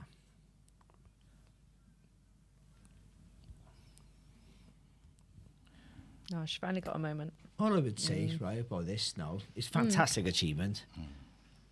If it's not a medical reason, give him 3-minute rounds. It doesn't. Jonas stops in the first round actually, but if also 3 minutes, just give him the same belt as everyone else. As well, like I don't see why there has to be a special pink belt I didn't even notice that. With a different shape as well. Okay, It's yeah. different shape. Okay. I don't see why. Because you know, if it's a world title, it's a world title. It has the same, should have the same worth as any world title. Sure. So just give it. It's a world title. Yeah. Obviously, some titles are harder to win than others. You know, like that's just the truth. In any weight or category. You know, my world title was literally I boxed a guy with one leg. You know, so you know I didn't have to box Floyd Mayweather to win mine. You know what I mean? But 3-minute rounds as well. I think that helps the women's sport as well. I do Definitely, really do. I listened to a really interesting podcast about women going up to 3 minutes, and the study they're basing, well, large basis is of equestrian sport, and women not having the same vertebrae as men. Okay. And that's how they're sustaining most of their equestrian injuries. But the two kind of don't really correlate, you know? Yeah. Getting thrown off an animal and, Yeah, true. you know. It's hard. Let's say again, I don't like. What do I know? If it's a medical issue, then that's understandable. I can get that. But if it's not, if there's no real proof behind it, then you know. Say for like Taylor and Serrano, they could have 3-minute rounds if they wanted it. So Serrano requested it. I can understand Taylor in that fight. 2-minute rounds suit Taylor. I wouldn't take it now with that all of a sudden, but I think in the whole of the sport, it makes it more of a watchable sport. That's, I think, for me. Like the Olympics went to 2-minute rounds. The Olympics for a while, the year James DeGale, that would have been China, Beijing. He won the Olympics. It was 4 2-minute rounds. Well, that was all that was then was you get the most athletic person you can find, and he has more chance of winning the Olympics than an actual boxer. Because it's just if you're fast and athletic and got a big, massive, long reach, then you go over 2 minutes. You can fill your way through it. 3 minutes, you know, you can. That extra minute, you know, it's like that extra minute's a killer. Isn't it? Yeah, most definitely. Talk to any fighter, they'll tell you that. And as you go, James DeGale was a really long reach and real athlete. He was a good boxer as well, of course. He probably would have won Olympics without it, but you know, he might not have beat Sutherland in the semis. Maybe you know the Irish kid. Maybe he would have. I'm not saying he would, but you know I think the 2 minutes suited his style. So it was you know all aligned for him, but for others it was a hindrance. And I think that's for women boxers. Well, I think Jonas, but 3 minutes would suit her, with her technique and also in her power that she has. You have to get to pace yourself a little bit better, don't you? You don't have to. And you can get more money. Exactly. Have you been in the corner? You probably haven't, but Don, you only do big fights, and you don't. Been in the corner when they tried the pros tried to change the fight from 8 to 6. Oh yeah. And you're like, oh, because the money's less. Money's less. Oh, hang on a minute, no. You've trained for. Yeah, of course. Mentally, you have to readjust and your tactics. But really, it's the money. Like, oh, hang on, because they won't pay you the same. Like they won't pay you the same. How much is the difference? Well, it can be thousands. Significant. Yeah, it's quite significant. And then the same thing the promoter will say to you. I've experienced it loads of times when some of the fighters I was training earlier on in my career. It's either that or no fight. Course, you're already at the venue. Yeah, you're in the dressing room getting changed, and that promoter comes in and says, less rounds. Said, what? But that's not the agreement. It's that or I've been walking to my ring walk, and they've gone. It's a 6-rounder. Yeah. What? Yeah. And so they always goes for TV. Yeah. Right. And then you when someone says TV, no one questions anything. Absolutely. TV. Okay, fair enough. I actually haven't said that. It's just come back to me. I've had it in the corner where we've trained for we've got a 6-round fight, and at the end of the 3rd round, the referee comes and says, "Last round, boys." So what is it? I've had that. Unbelievable. Yeah, I didn't know that I've happened had that so a couple often. of times. Yeah, it's crazy business. Yeah. Not in a championship fight. No. These are like preliminary coming up, you know. And it's funny with careers because, like Jonas was, couldn't get a fight. All of a sudden, she's a girl who's had you've given you the opportunity. You're 37 years of age. You've had your 2 world title shots. You haven't got whether you thought you won them or not. The records will say you haven't. What are we going to do with you? How can we sell you now? there was an issue with Raw, wasn't there, with Hearn and Gallagher That's right, I involving remember that. Hearn, of course. No way she's going to get a shot when you promoting her properly and blah blah blah. And they go, like, give her a world title shot, and she didn't. No, she done, sort of thing. And now the world's at her feet, literally within 3 minutes, 4 minutes, including the minute rest. Yeah. For all of a sudden now, like, she has something. Light work. A bang. It's mad. It's mad. But that's how the sport changes like that. It really is, isn't it? And coming up next, we've got an interview with Amir Khan.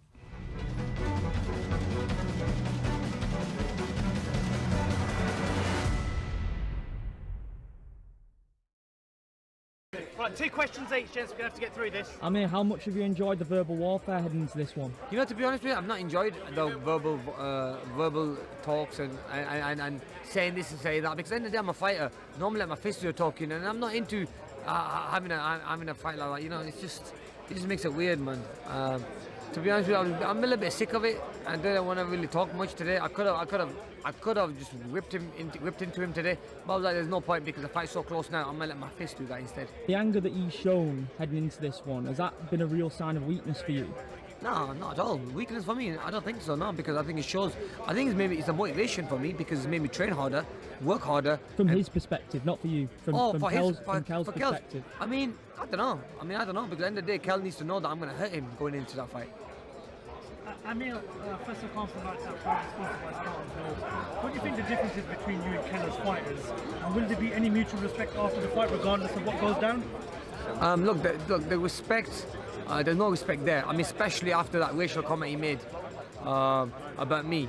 I mean, I'm a papadum chin. Come on, okay, fine. You know, a chin, fine. But I mean, that's someone who's been knocked out by a jab.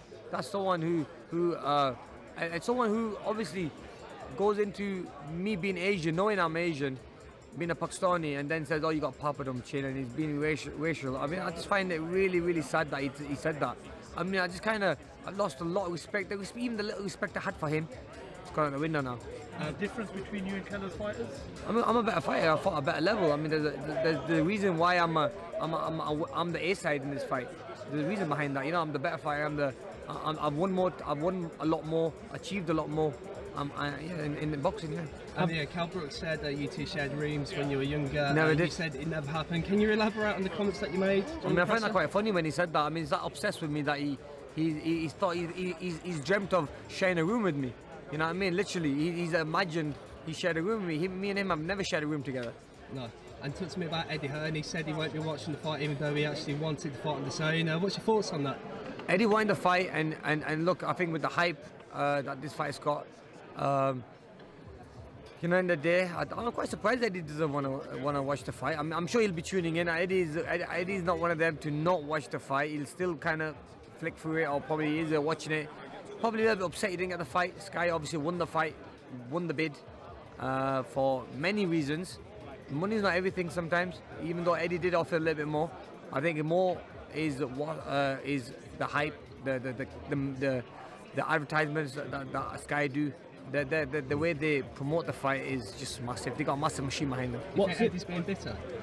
100%. I mean, I think that just shows what he said. Yeah, if he's a boxing promoter, you want to see a fight like this because this is a fight that all promoters are going to be tuned into. Yeah.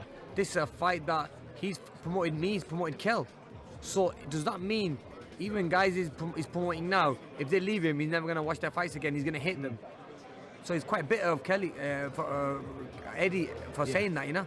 So look, it is what it is, you know. End of the day, Eddie, I've always had respect for him. I think he's one of the top promoters in Britain, but I just feel that he probably is going to be a little bit upset that he didn't get the fight. Are you concerned about the weight of Kell Brook going into the fight? No, not at all. If he wants to be over, he can be over. He's gonna get beaten no matter what. And will you give him a rematch? I mean, let's see. Depending on the beating he gets. Let's talk about Terence Crawford being in your camp.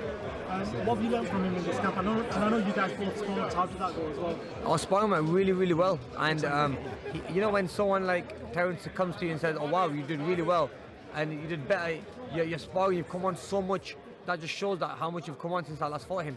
And you would think that fighters are only going backwards, you know, especially when you hit 35. But no, I'm only going forward. I'm only getting better. I'm getting stronger. I'm getting sharper. So to see that and to have someone like Crawford say that, it only gives me more confidence, you know. He's fought both of us. Have you ever got any close to anyone in boxing where you drank their sweat? Disgusting. I mean, look, first of all, it's disgusting. I would never do that. Drink his own sweat. I mean, what's next? He's going to drink his piss. I mean, that's what it's going to come down to. You know, it's going to come down to that next. Or eat his shit. Amir, does this camp give you that rejuvenation that you've wanted in your boxing career, training with one, like being out there with Terence Crawford? Do you feel this is almost like a new you coming into this? Yeah, definitely. Look, it's like a new me going into this. I needed this new change, the way I was being pushed, and the respect I have for them. Obviously, they beat me, they beat Kell Brook, and I thought that they're doing something right. And when I trained with them first week, I literally couldn't get out of bed. But I mean, now I'm okay. My body's so sharp, so strong, and I've been this strong. In terms of the weight, do you feel you coming into this in a big advantage, obviously knowing how high in weight Kell does balloon up in between fights? Do you think the 149 limit will suit you more? Not really, because his last fight against Crawford was at 147, and he fought recently fought more recently than me. So I think he should be making weight a lot easier. But look, 149, he wanted that, and he's got that, so it's all good. Brilliant, cheers. Thanks, Jen. Welcome back, and now we're going to check out Kell Brook's interviews.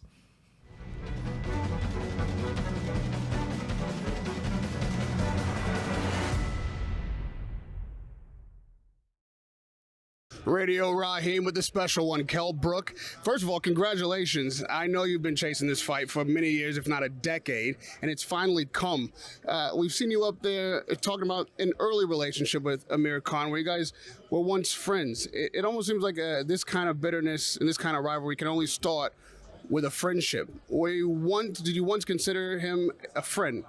Not really. You know, I think that we were like the same. He was the weight below and I was the weight above, and like when you're at them young ages, it's like you know, I couldn't fight him because he was the weight below, but we're always competing against each other. I never met him. I only met him one time where there were me, Brian Rose, Amir Khan, and another fighter, and we were sharing a room, and obviously, you know, very competitive on the runs, and you know, and then with the time when we sparred for the first time, so you know.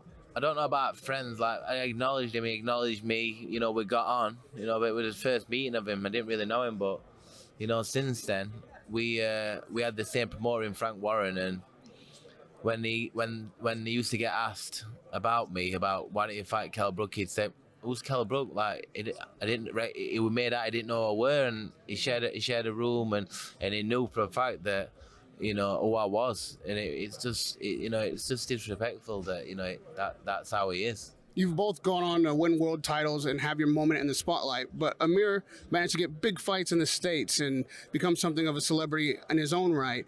Do you feel like not having the opportunity to fight him as a countryman early in your career prevented you from having the opportunity to be that kind of star and get those bigger fights? Yeah, a little bit, maybe. You know, I would have liked to have fight a long time ago, maybe like a DeGale the Groves, you know, for a British title, maybe when we were 23-year-old would have been, you know, because, you know, he didn't even box me, you know, for a British title. I'll become British champion, and it should have happened back then, you know. So, and there's also politics involved in boxing. You know, I've gone out, I went over and boxed Errol Spence in his backyard, become mandatory. With me, I've always been, I didn't have the backing like Amir Khan did. You know, he got silver in the Olympics and done what he did, and he got a big backing. I was the first floater, you call them, the floaters on big cards, and you know, I had to get myself. I did it the hard way. I had to become mandatory, you know, and fight my position and become mandatory and fight Sean Porter, you know, and become world champion in that way. So that's you know, I've had to come through the hard way. The bottom line is, when it's all said and done, listen, we're fighting Saturday. Turning our attention to what is happening Saturday night, people talk about the matchup as though it were 10 years ago, as though Amir Khan still has the speed that he had before, and the two of you still fight the same. Are we making a mistake there? Will we be seeing something Saturday night that maybe no one has seen from either of you before? You know, listen, I'm just going to be me 100%. You know, he's going to carry that speed with him. You know, how long can he carry that speed for? That's going to be the thing. But, you know, we're all going to find out, you know, who's got what left. If people are thinking, has he got anything left? Have I got anything left? We're all going to see Saturday what it's all about. And lastly, in the matchup, the way it's set with the weight division and how long it's taken you to actually agree, even after you agreed once, do you feel that there's even been disrespect in the build-up to this fight? And is the playing field even come Saturday night? Listen, I've done the demands what is one of the contract. I follow the contract and done it. I'm gonna do everything. I'm gonna do everything I'm obliged to do, and still getting to knock him out, and then he's finished. Radio Raheem with the special one, Kell Brook. Good luck this Saturday night at Manchester Arena, facing Amir Khan. Radio Raheem and Kell Brook. And now for the weigh-in.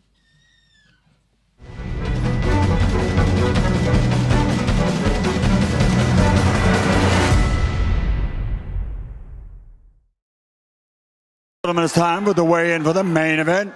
Your steward in charge of the weigh-in, representing the British Boxing Board of Control, will be Mr. Robin Smith. From Manchester, England, let's get this party started! Coming to the stage first, his record, 39 victories, 27 big wins by knockout, only 3 defeats. He's the former British champion, former Intercontinental champion, former international champion, and the former WBC silver belt champion from Sheffield, England. The former welterweight champion of the world, Kell Special K. Brook.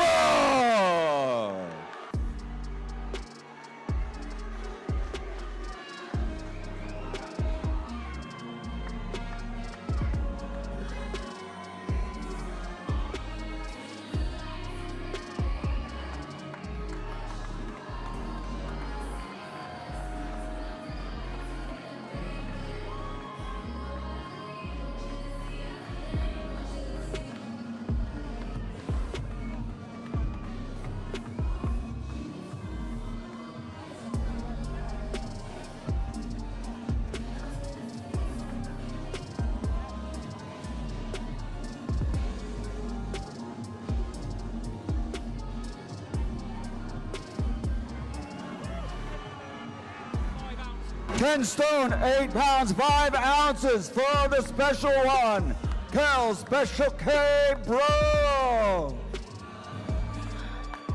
And now, his opponent coming to the stage, Olympic silver medalist. His professional record stands at 34 victories, 21 wins by knockout, 5 defeats. The former Commonwealth champion, former Intercontinental champion, 3-time international champion, WBC silver belt champion from Bolton, England, former light welterweight champion of the world, Amir Khan.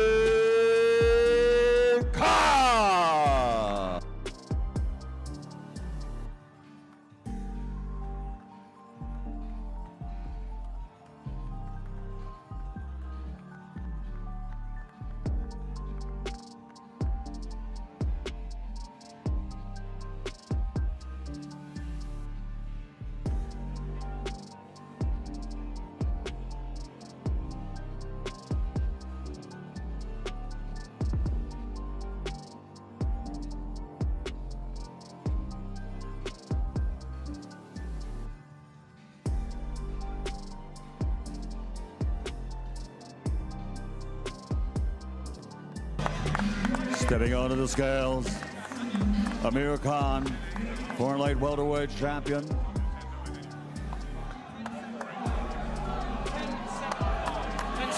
Ten stones, 7 pounds, 5 ounces for Amir Khan. Well done, buddy.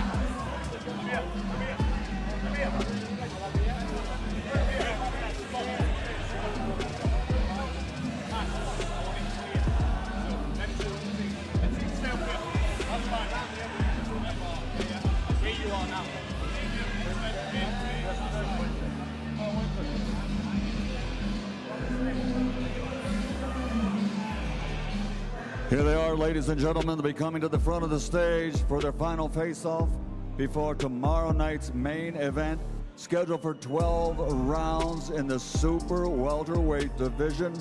2 former world champions, Sheffield versus Bolton.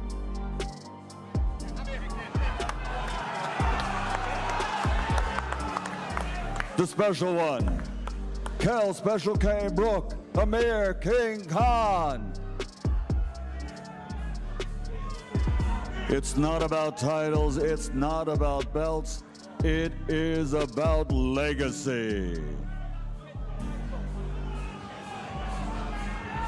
Khan versus Brook, the main event tomorrow night, a spectacular night of world-class boxing for your entertainment here in Manchester at the AO Arena. Here they are face to face, ladies and gentlemen, the main event fighters. The King versus Special K.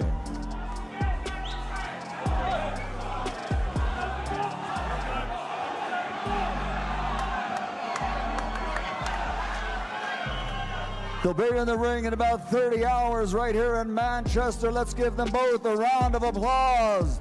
The main event tomorrow night.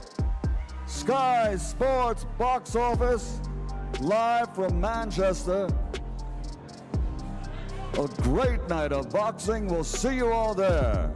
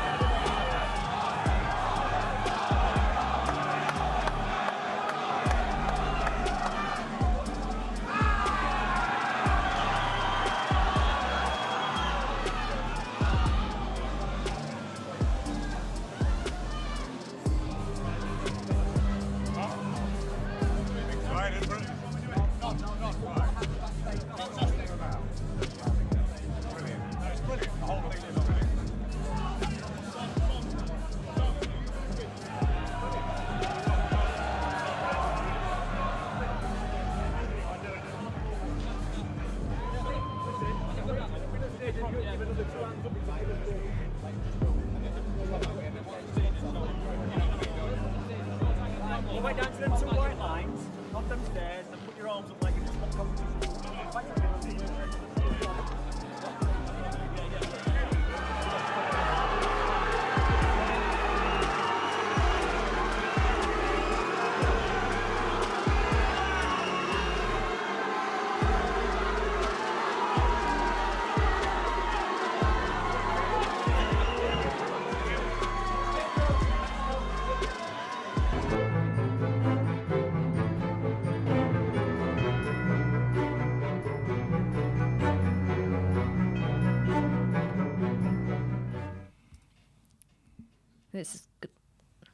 I think this is going to be incredibly spiteful.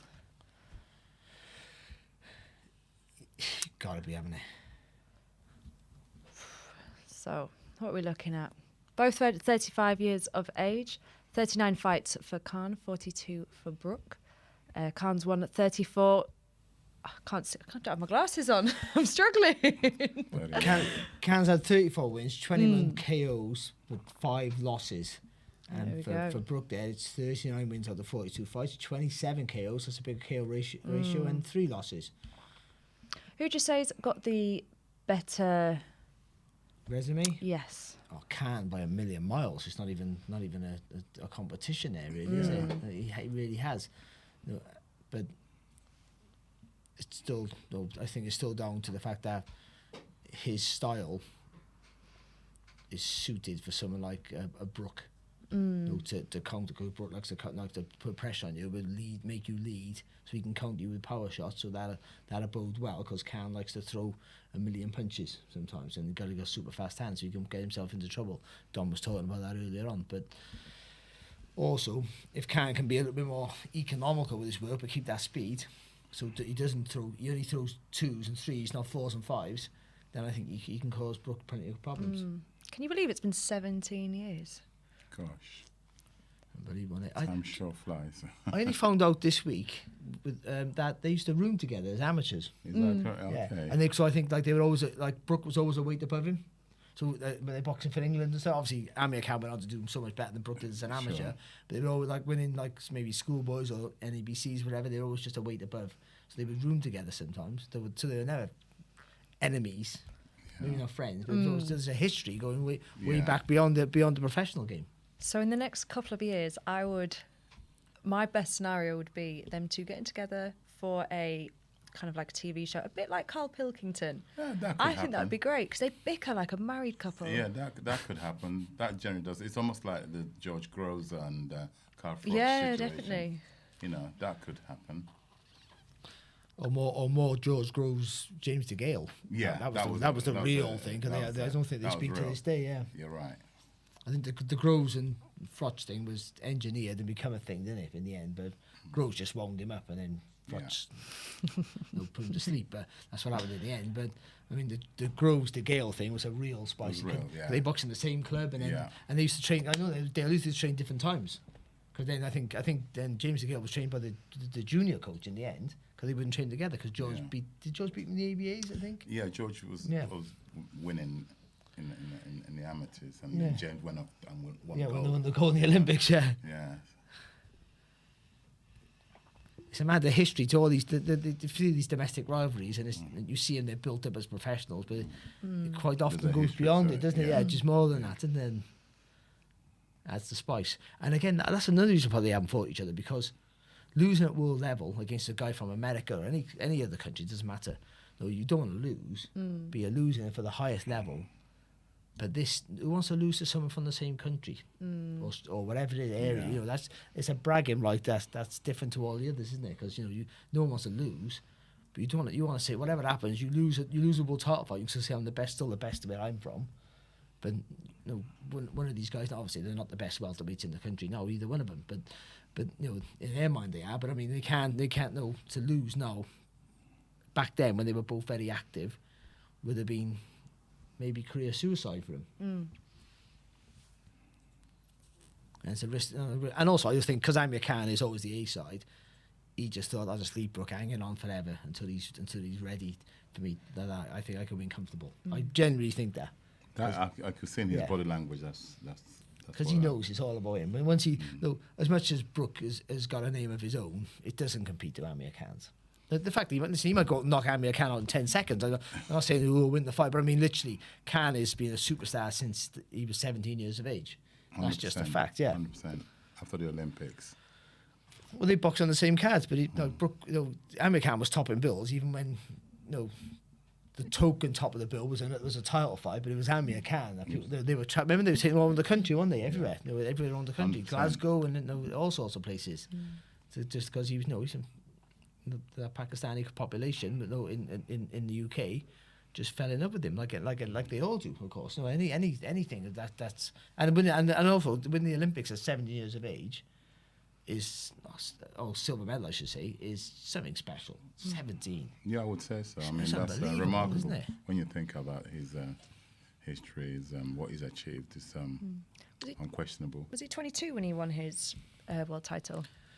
Sorry, 22, 23. Yeah, I think he was. I think he was 22. Yeah, he was 22, and I think he did in about maybe 18, 19 fights. Something like that. It was pretty. Yeah, he did pretty quick and young for back in then. That was a really quick turnaround. He's been phenomenal. He really has. He really has. Even in his defeats, he's been. He's gone on the shield. Yeah, he really has. He's only ever been beaten by the best. Except for his first loss, although the guy had an unbeaten record. Prescott. Prescott, Bradis Prescott, yeah. It was an unknown, and he had changed coaches. Yes, he had. Yeah. God rest his soul. Took on the Cuban coach. Can't recall his name. Yeah. And that was the first fight, wasn't it? Yeah. First loss. Yeah. Pick up like a 6'2" lightweight. Yeah, punch. Yeah, with 100% knockout ratio. What a fantastic idea that was. Apparently, because the new coach chose the opponent. Did he? Yeah. Oh, brilliant. Yeah. That's unbelievable. Yeah. But he looked fantastic. He looked fantastic, but he had been I think Gomez had him down. I think Willie Lamont had him down. Willie Lamont had him down. And Willie was a good fighter. He won the puncher, was he? Any stretch of the imagination. So, yeah, he'd shown vulnerabilities. And he has. That's what's made him exciting, actually. And that's what makes a lot of fighters exciting, the fact that they show vulnerabilities. Sure. And that's what makes this fight probably more exciting, that they're both really vulnerable, including Kell Brook now. 100%. But again, the power always lies with Khan can punch. By the way, people also know he's the only puncher in the ring tonight is going to be Kell Brook. But Brook's timing and his, is the way he immaculate. sets his feet. Yeah, if he hits Khan, his ring generalship is also very good, Brook. Yeah, you know, his ring generalship. He knows how to negate the ring, and that's going to be a massive factor. Like you said earlier on, if Khan boxes the way he boxed when Virgil Hunter used to train him, he was more economical with his work. Yeah. Stop working in straight lines. He used to work a lot in straight lines. Virgil got him to create angles and use the ring a bit more efficiently. Let's see. I'll tell you from the first round what Khan we've got in the ring tonight. Well, when Khan was with Freddie Roach, it seemed to be a good fit because he had Manny Pacquiao, another guy who had super fast hands. But the difference is with Pacquiao's feet were fast, but Pacquiao would naturally move around the clock, around the body, naturally, when he threw his punches. So he was, when you went to fire back, he was always on the other, like, not right in front of you, little increments, always around the body. Where Khan would go in straight lines. So he'd throw the same amount of punches with the same speed, and the feet were just as fast. Yeah. But they were in and out in straight lines, and that's where he would get caught and hurt. Anyway, here he comes. Kell. I know people make a big issue about who walks first and all that, but it's a psychological thing more than anything. I wouldn't care. You've been there, you've done it, but I wouldn't. You'd be more. I wouldn't care. I wouldn't care. It would just be about trying to get one over on the other guy. Yeah. But so you'd say it like, no, you're walking first. Yeah. But it wouldn't be a stumbling block to the fight happening. You know what I mean? Ultimately, I wouldn't care. I think as soon as that bell goes, it cancels that out. Yeah, of course it does. All the stuff, and all this stuff where people see, oh, he don't look right. He looks a bit weird the way in. If you lose a fight by being stared out at the weigh-in, you shouldn't be boxing. That's the truth. No one's going on. Can you imagine that? Can you imagine having a boxer? I hear that. I hear that. But honestly, from ones I've been involved. I'm not the one fighting. I'm the coach. I pick up energy. I pick up energy from the opponent. Yeah. Whether it's a psychological thing for myself to reassure myself as a coach, we've got this. Yeah. I would tell my fighter, he doesn't look too confident. There is such a thing. You look at people's body languages and you can read. Sometimes I've read it wrong. Yeah. Yeah. I'll give you an example. Callum Johnson, when he fought my guy Framblioni. Yeah. Because Callum hadn't fought it was out for a long while. Yeah. And all through the weigh-in, the press conference, I thought we had this guy beaten. And on the night, I couldn't have been more wrong. Yeah. So sometimes I have read it. I have read it wrong. I think you can tell more, like, for me, on the night, when you see him in the ring, because the realisation, when you're a fighter, the realisation gets you as you get your bandages. There's a few little moments. When you get your bandages, that's a nervous sort of situation. When you get gloved up, because you know the gloved up. Because a lot of times, some from the TV are coming and go 5 minutes, like a Ralph, 5 minutes, and you go, this is it now. Yeah, you're here now. So you know you're there, but no, this is really it. And then the ring walk's great, but just before the ring walk, and then when you're in the ring, that little bit sometimes can feel like it's not really happening. It's a weird feeling. I hear that. Yeah, I'm on the trainer. I know exactly what you're talking about. Yeah, and actually, sometimes, like I say, I wouldn't listen to the corner so often, but the voices then before that helped me more than actually the instructions in the ring. As weird as that sounds, because someone's talking to you all the time. Yeah, that's great production, by the way. From what I'm seeing here, what they've created there, it's amazing. Where'd they get all those torches? People spend more time looking at the phone, don't they? Oh, this is different.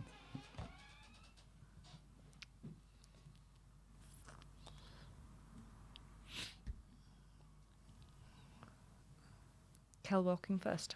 Yeah, gotta be. See, he might walk in first, and they might announce Khan first. That might be what they do. The agreement, yeah. Though I got a feeling Khan will go, you walk first, you get announced first. Yeah, psychological. Which will help Brook. Yeah.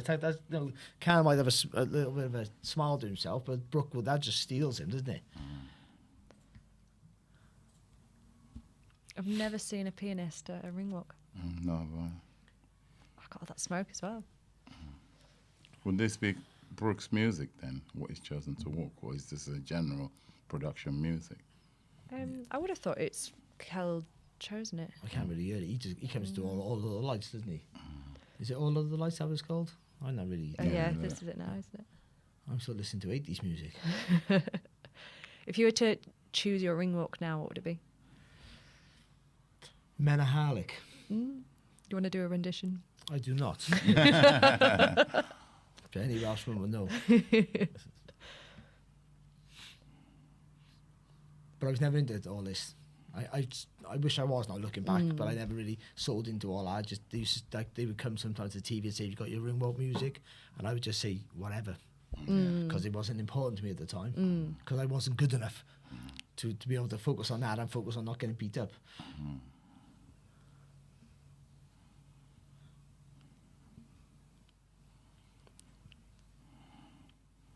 Still doesn't really seem real that, we used to watch boxing with no crowds.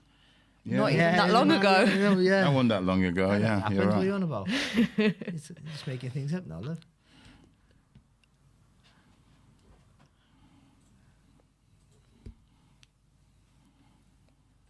No wonder they couldn't put press in. I think you were there. I think the last day we were in Sky. The last day they sort of shut it down. Yeah. And when we did that thing in the afternoon, didn't we? And everything got that was it then. Like, Yeah. I think there was a show on the Friday, and they cancelled it. Yeah, I know. I spent a fortune on travel. That was not refundable. That's weird. What's happening here? Did the gloves off? They're ungloving him. Okay, maybe they're saying if he's going to take long for his ring walk, they'll take it off. Unless the judges have, or the referee has spotted something wrong. Because I've never seen this before. No, there'd be nothing wrong with that, because literally They're checking the dressing room outside. bandages get signed, don't they? Gloves have been seen. That's weird. Never seen that. No, it's what you said, Don. I think Yeah, it's just got. long. They can wait for us They've then. We'll got a put the gloves tactic. on. Yeah. They said Oh no, they are changing they're gloves. changing gloves. Interesting. Oh wow. They probably complained saying they were too tight or something.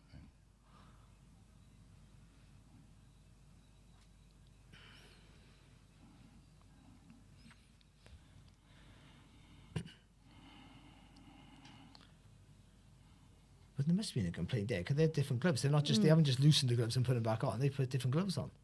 Different colour. They Yeah. you would have chosen in the rules meeting your first and second Yeah, choice. yeah.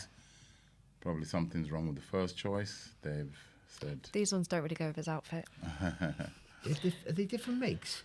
Yeah, the first one flies, Those were are they? grants. They're grants a second. Also, the first one's a fly. And there's also a possibility that sponsorship. Yeah, yeah, I was might just have thinking that, sponsored yeah, them. yeah, yeah. So I'll wear it in. I think we've diagnosed what's wrong. We've cracked the code. Yeah, I've never seen that before. Yeah, What's he got on as well? grants. It would be wearing grants. Yeah. Doesn't seem to. Terence Crawford Crawford, is in look. his corner because he trained in that camp, didn't he? And it's Kurt Haslam behind there. He was a British schoolboy champion. When the black there behind him. When the bell rings, Crawford stays on the other side of the ropes. That's the problem. Yeah. Again, that's another just a psychological thing. Of isn't course, it? yeah. They'd have it. I remember like people like Gavin Rees would box, with Karzagi, and they'd have like Karzagi and Martinelli with him. Very intimidating. Look at Corner. that. Well, they were doing it. The Smiths. The Smiths were doing it. There's one of the Smiths boxing, all the brothers get in there. That's right. Yeah. Well. There's a lot of people in that corridor. Yeah. What happened to Haroon? Do you see little Haroon behind him there? What happened to him? His career? Amir's brother. That's true. He was undefeated, wasn't he? I think he had like 5 fights or something, 6 fights. So.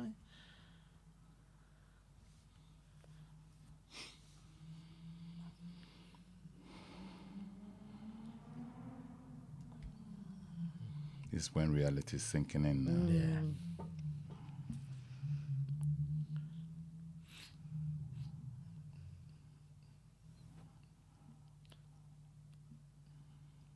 And it'll never, like I've done as many fights, or as bigger fights as can, of course, but it is never not nervous. Absolutely. Nerve-wracking. Yeah, of course it is. Whatever you think about, however famous you are, and you're used to the crowds and all the stuff and everything else, you're still walking into a fight. That's the bottom line. Whatever it is, you're still walking into someone who wants to beat you up.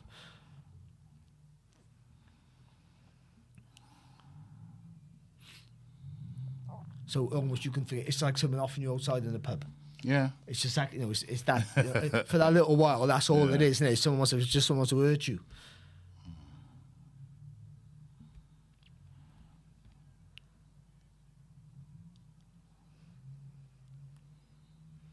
Okay, he walked straight away. He wasn't waiting.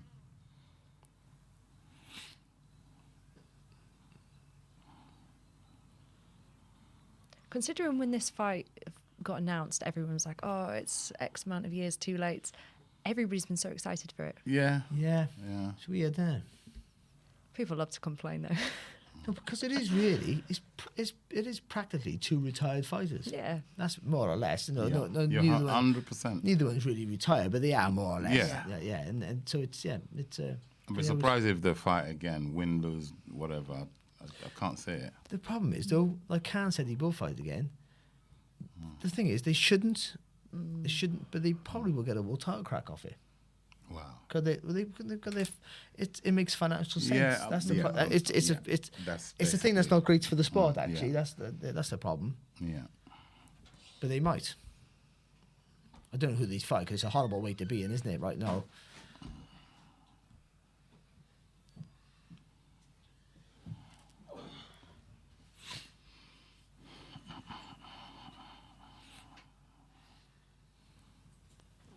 You watch this now. No, Brook changes gloves.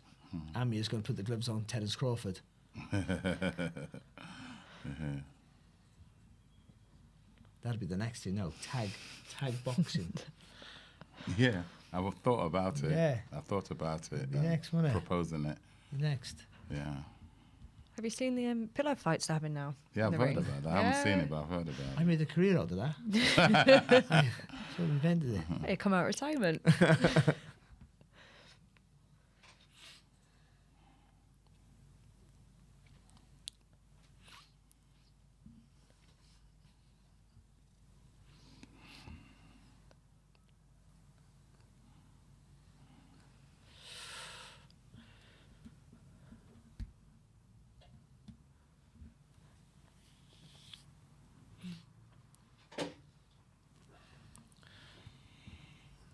Buffer now got to go the long list of accolades now, and Yeah. and then you got to announce your trainers' accolades now as well, haven't you? As well, you got to go through it all. Like.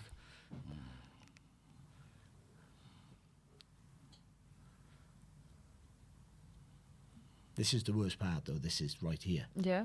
Is it? What about you, dog? You're on there. It's your job, isn't it? You just wait, and it's like, come on, get on with it. Just want this bell to ring, you know.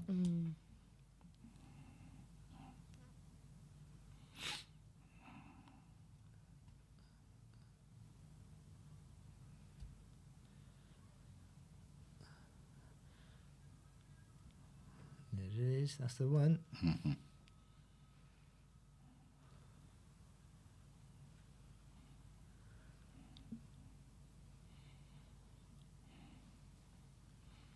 I'm just glad it isn't 4 in the morning. No. Would you have stayed up for it? Yeah. I wasn't as stoked about the fight as other people. I worked with some other people on different things, and they've been going, I don't care what anyone says, they were just super excited. I'm looking forward to it. But I wasn't thinking, but I am, now it's here. Yeah. I'm really am looking forward to it. Yeah, I think that's the same for a lot of people. It's the sport you love, innit? And you just know that's it. And everyone loves a big fight, regardless of what. I'm the biggest. I slate heavyweights more than anything else. Like all the time, they're overpaid. They get too much money. All this, but when there's a big heavyweight fight, It captures everyone's it imagination. takes over everything, doesn't it? No, I did. I was there with I was in West Ham with Chisora and Hay, and I worked that fight for Boxing Nation. That was one of my first big fights, and it was just like the fight was great, but just the whole thing. And it was so great for me. No, but it was though. I know The lead up, obviously crazy. Yeah. It was a big event. It was big, brilliant, man. Big, Yeah. probably probably my worst night of being a coach. Oh, sorry, That bring it loss. up. I'm sorry, bring it up. Don. No, it's good to talk. It's good to- because yeah, it still is. You know, stands in as my worst night ever as a coach.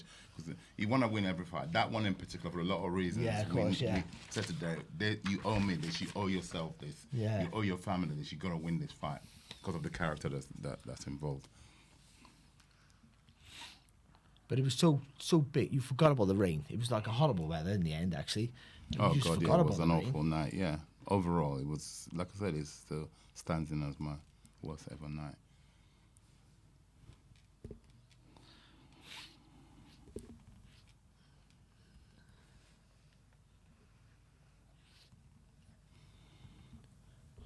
You should have had those cups. Yeah, I know, weeks so- ago.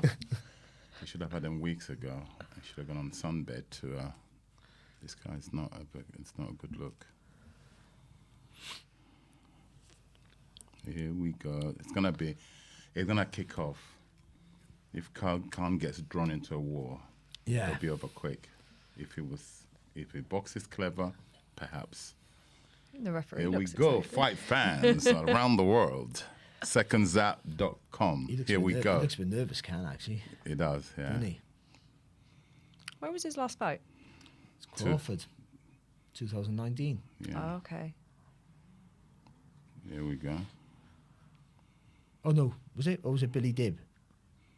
Dib. Was it Dib? I think it's Dib, yeah. It was one of those on there. But I heard that he's had a few fights in the Middle East since then, you know, Okay, yeah. non-significant fights. Yeah.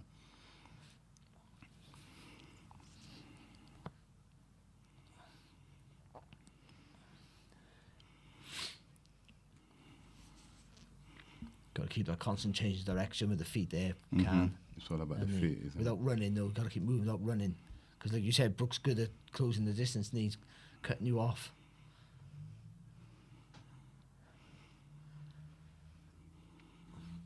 Brook looks very composed. Yeah. He's always like that. Mm. That's his thing. And it was always good shot. left hook. But the good left hook, but that's how he gets caught, Khan. When he stays in there, once he throws a punch, Khan, when he tries to throw a combination, he commits to it, yeah. Yeah, it doesn't reshape. This is where Brook is very strong in that. But what's he complaining about? I think the glove caught him in the eye. Well, it's part of it. Yeah, I know. He just punched me, ref. Hang on.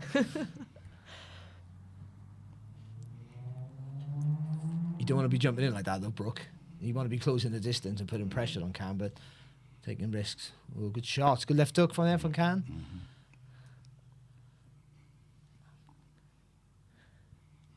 That's it. Brook's a really good counter puncher, but the speed of Khan, it's hard to pin him see, down. isn't it? Yeah. And again, that's why I think when he throws 2 and 3s or 2s, it's because you can read the shots, but if he throws in 3s and 4s, you have more chance to let the shot go then and catch him. Oh, look at, come on, that's too erratic. Yes. That's erratic.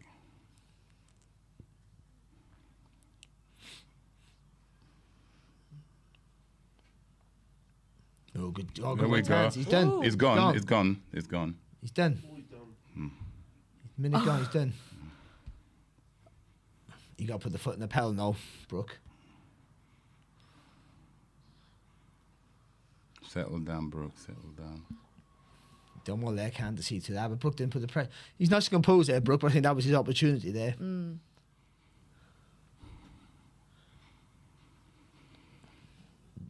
There you go. That's that shot. He's open to the right hand always. He's doing that dance again. What?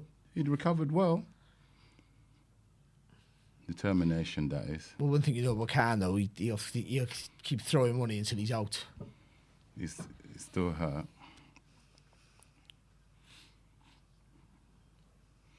Oh. His feet are gone already. Yeah. He didn't catch him, his feet are gone. That's it now, Brooks. There. Oh, good shot. Take your time, Brooksy. He's smiling now. Heard you, Don. He knows he got him now. He can play with him. Bell. Good round.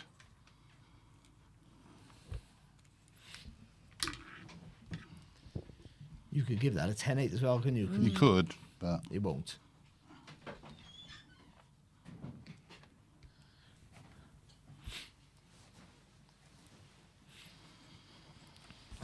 That's a nightmare start. Absolute nightmare. He's felt the power, you know. Brooke, like I said, That's a jab. That is. That's a jab. Yeah. That's, If it's that's a reverse jab. 1-2, and he throws that a lot, it very disguises it. You see what I'm saying? Yeah, it's a yeah, yeah. reverse 1-2, Yeah. yeah, which gives it the power. Good shot. Because he's Touch with twisting the right, body into touch it, with yeah. the right, bam, yeah. And a good right hand there from Brook with the replay there.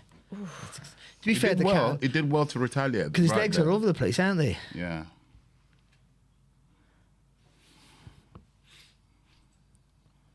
Do you think that will affect his confidence in this round? Well, most definitely. But he can, at the level he's boxed at, he's able to come back and regroup. He's only got to land one and equalise it.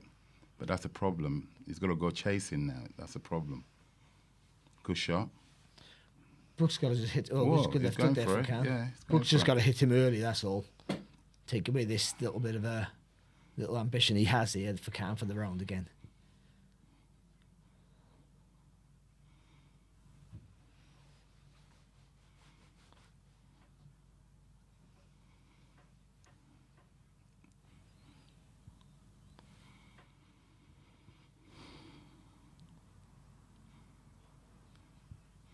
That's going to keep happening all night long. That's the amateur thing he's never really got rid of, Khan. Yeah. Very, very erratic. That's better. So you got to move. You can run because Brook will close the distance. So that change direction is the right thing. But you need to be a bit more of a In a pivot on the position front to foot. punish the guy for Yeah. footing him. So that's when you pivot and you're closer to the target then, aren't you? He does it to get away. He doesn't do it Yeah. to set traps. That's good Nope. left hook.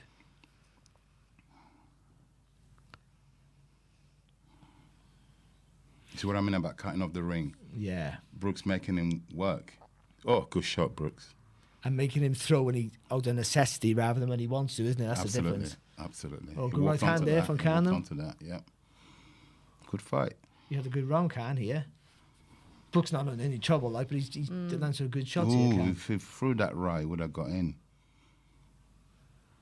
He's looking for the perfect shot now, Brook. That's the problem. I think sometimes you have that when they drop someone early or they hurt someone early, they think you just got to find the perfect shot to finish him off.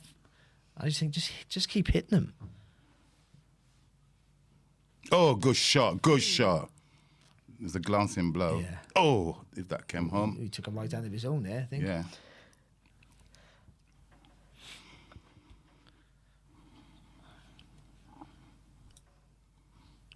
Oh, good right hand from Brook and left hook, but Oh, good left hook. yeah.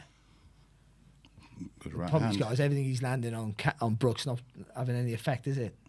He hasn't hit him clean.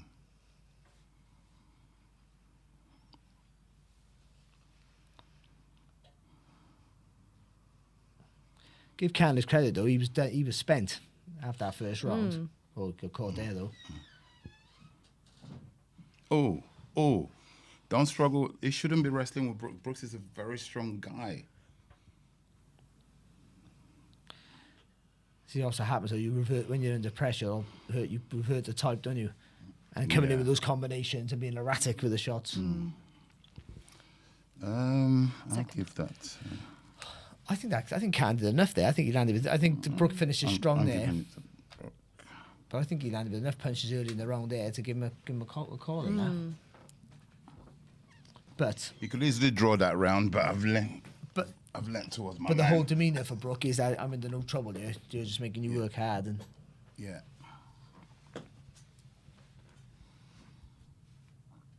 The problem he's having, Khan, is that now he's wary of getting hit. And whatever he's landed on Brook hasn't had no effect yet. Yeah. But if he can keep mobile, I thought the first half of the round he was scoring with plenty of shots. They weren't having the effect that desired, but they were scoring punches. Yeah.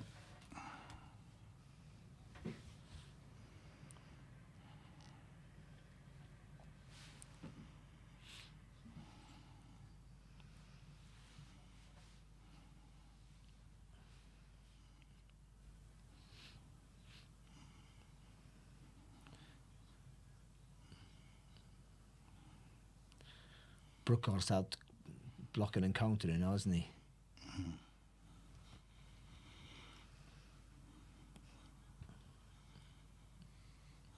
That's right. Use your jab, Brook. You got a good jab.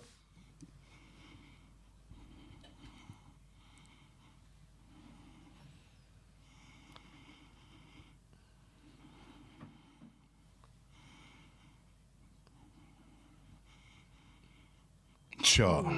Shot. He sort of flies in, doesn't he, with that right hand? His timing is immaculate. You can't read it.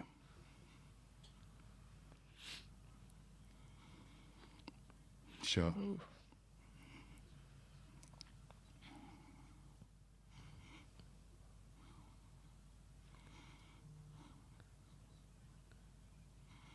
There. Oh, see that little slip on the inside left. Semi uppercut hook. Left.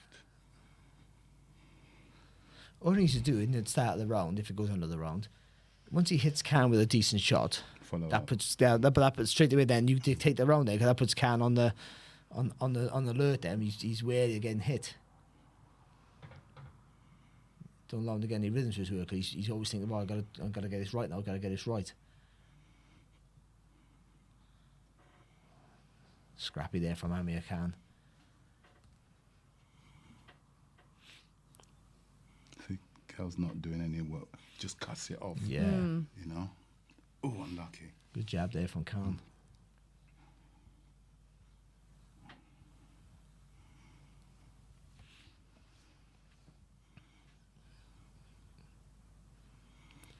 Good boy. Good.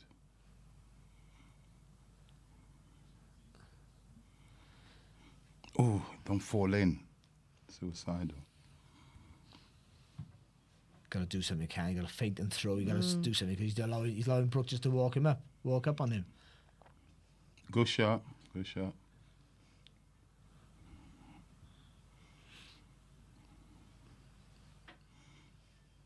Good left hand there from Kell Brook. Oh, that's the one, baby. That's a money shot. He's gone for Brook. Good uppercut there as well there from Brook. He felt that Khan, like he's just stunned a little bit here. Oh, good shot. What the body, Kell? What the body? The bell's going to go and save him now. Pushed him down nice. there. Pushed down. But he's in trouble, Khan. Oh, he's loving it, Brook, now, isn't he?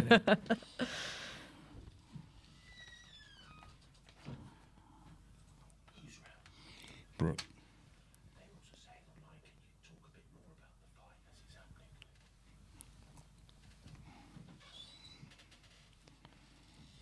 Well, you know, this is going according to how I envisaged it to go. Brook's been very dominant. I thought Khan would be more dominant initially, but Brook's been the one who's been more accurate. Khan is boxing a bit too erratic, and all credit to Brook. I thought Khan would start faster and be sort of more accurate in the early rounds, but I think he got caught early there by Brook in the first round. That put him in trouble, and then now he's always a little bit wary. He knows he doesn't hold the best of shots, but now he knows he can hurt you. But now you actually felt the pain. You felt the power that he has now. Yeah. And he's rushing his work here, Amir Khan, when he does throw his punches. So that speed is almost useless now, because there's no thought behind it. He's found himself in a situation where he's chasing. Oh, good shot! Right hand there from good shot. Kell Brook. He's chasing rounds. He's on it.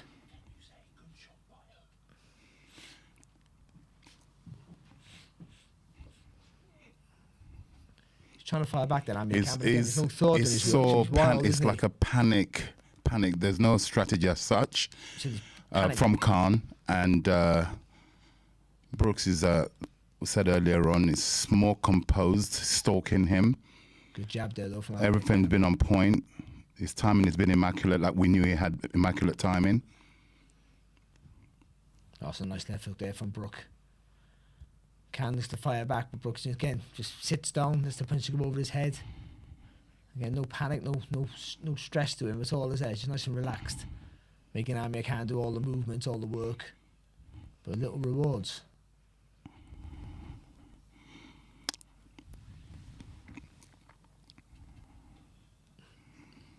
He's used it, like you said earlier, Don. Oh, good right hand there from Brook. And again with Amir Khan on the ropes. He's used that jab just to push Khan back, but he lets that big right hand go. Kell Brook. I think once Khan felt the power of Brook, he's gone into a negative mode. Lands with a good right hand there, though, Amir Khan. He did. He's changed direction with the feet, didn't he? And a left hook. Oh, here we go. Maybe there's a twist in this fight. That's Brook just leaning to the right. He's done that all throughout the fight, hasn't he? But just had to walk onto a shot there. Still a single draw. Good right, left, right there from Kell Brook. Khan's work is a bit rushed. He doesn't set him, so he just jumps in. It's rushed, but to this point, this is a drama-free round here for Amir Khan. Like the second was a drama-free round, but the first and the third, he's been wobbled and hurt. That's right. But he's looking tired though, isn't he, Khan? He's getting hit a lot, and that does sap you. And he's wrestling with Brook, whom I believe is the stronger of the two physically. So you don't really want to be tussling and wrestling with him, because that's very energy sapping in a championship fight. Though he is erratic with the hook, Khan, though, but he's had some good success in this last half of this round, to be fair.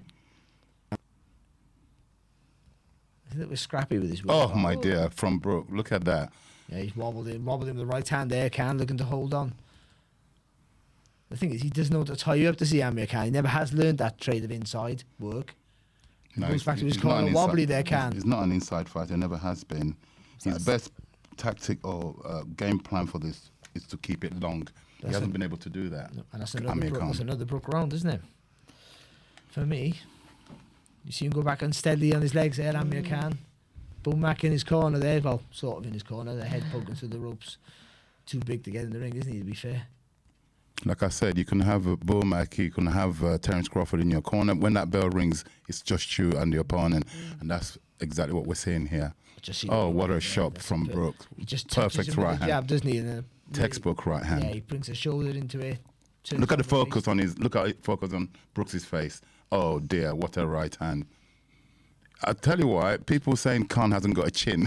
He has got a chin because oh dear, that is a pitch of a right. And the legs go a little bit wobbly, but he stays up, doesn't he? Khan finds a way to survive again. In the wrong five though, and he's starting to fall behind a bit here now, isn't he?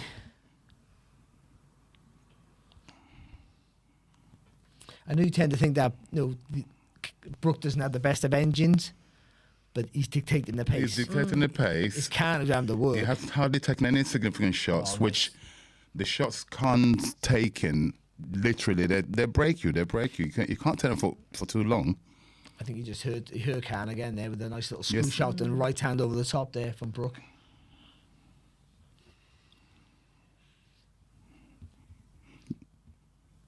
Normally, he scores a lot of shots with his jabs, Amir Khan. He's not doing that tonight. Full credit to Brooks.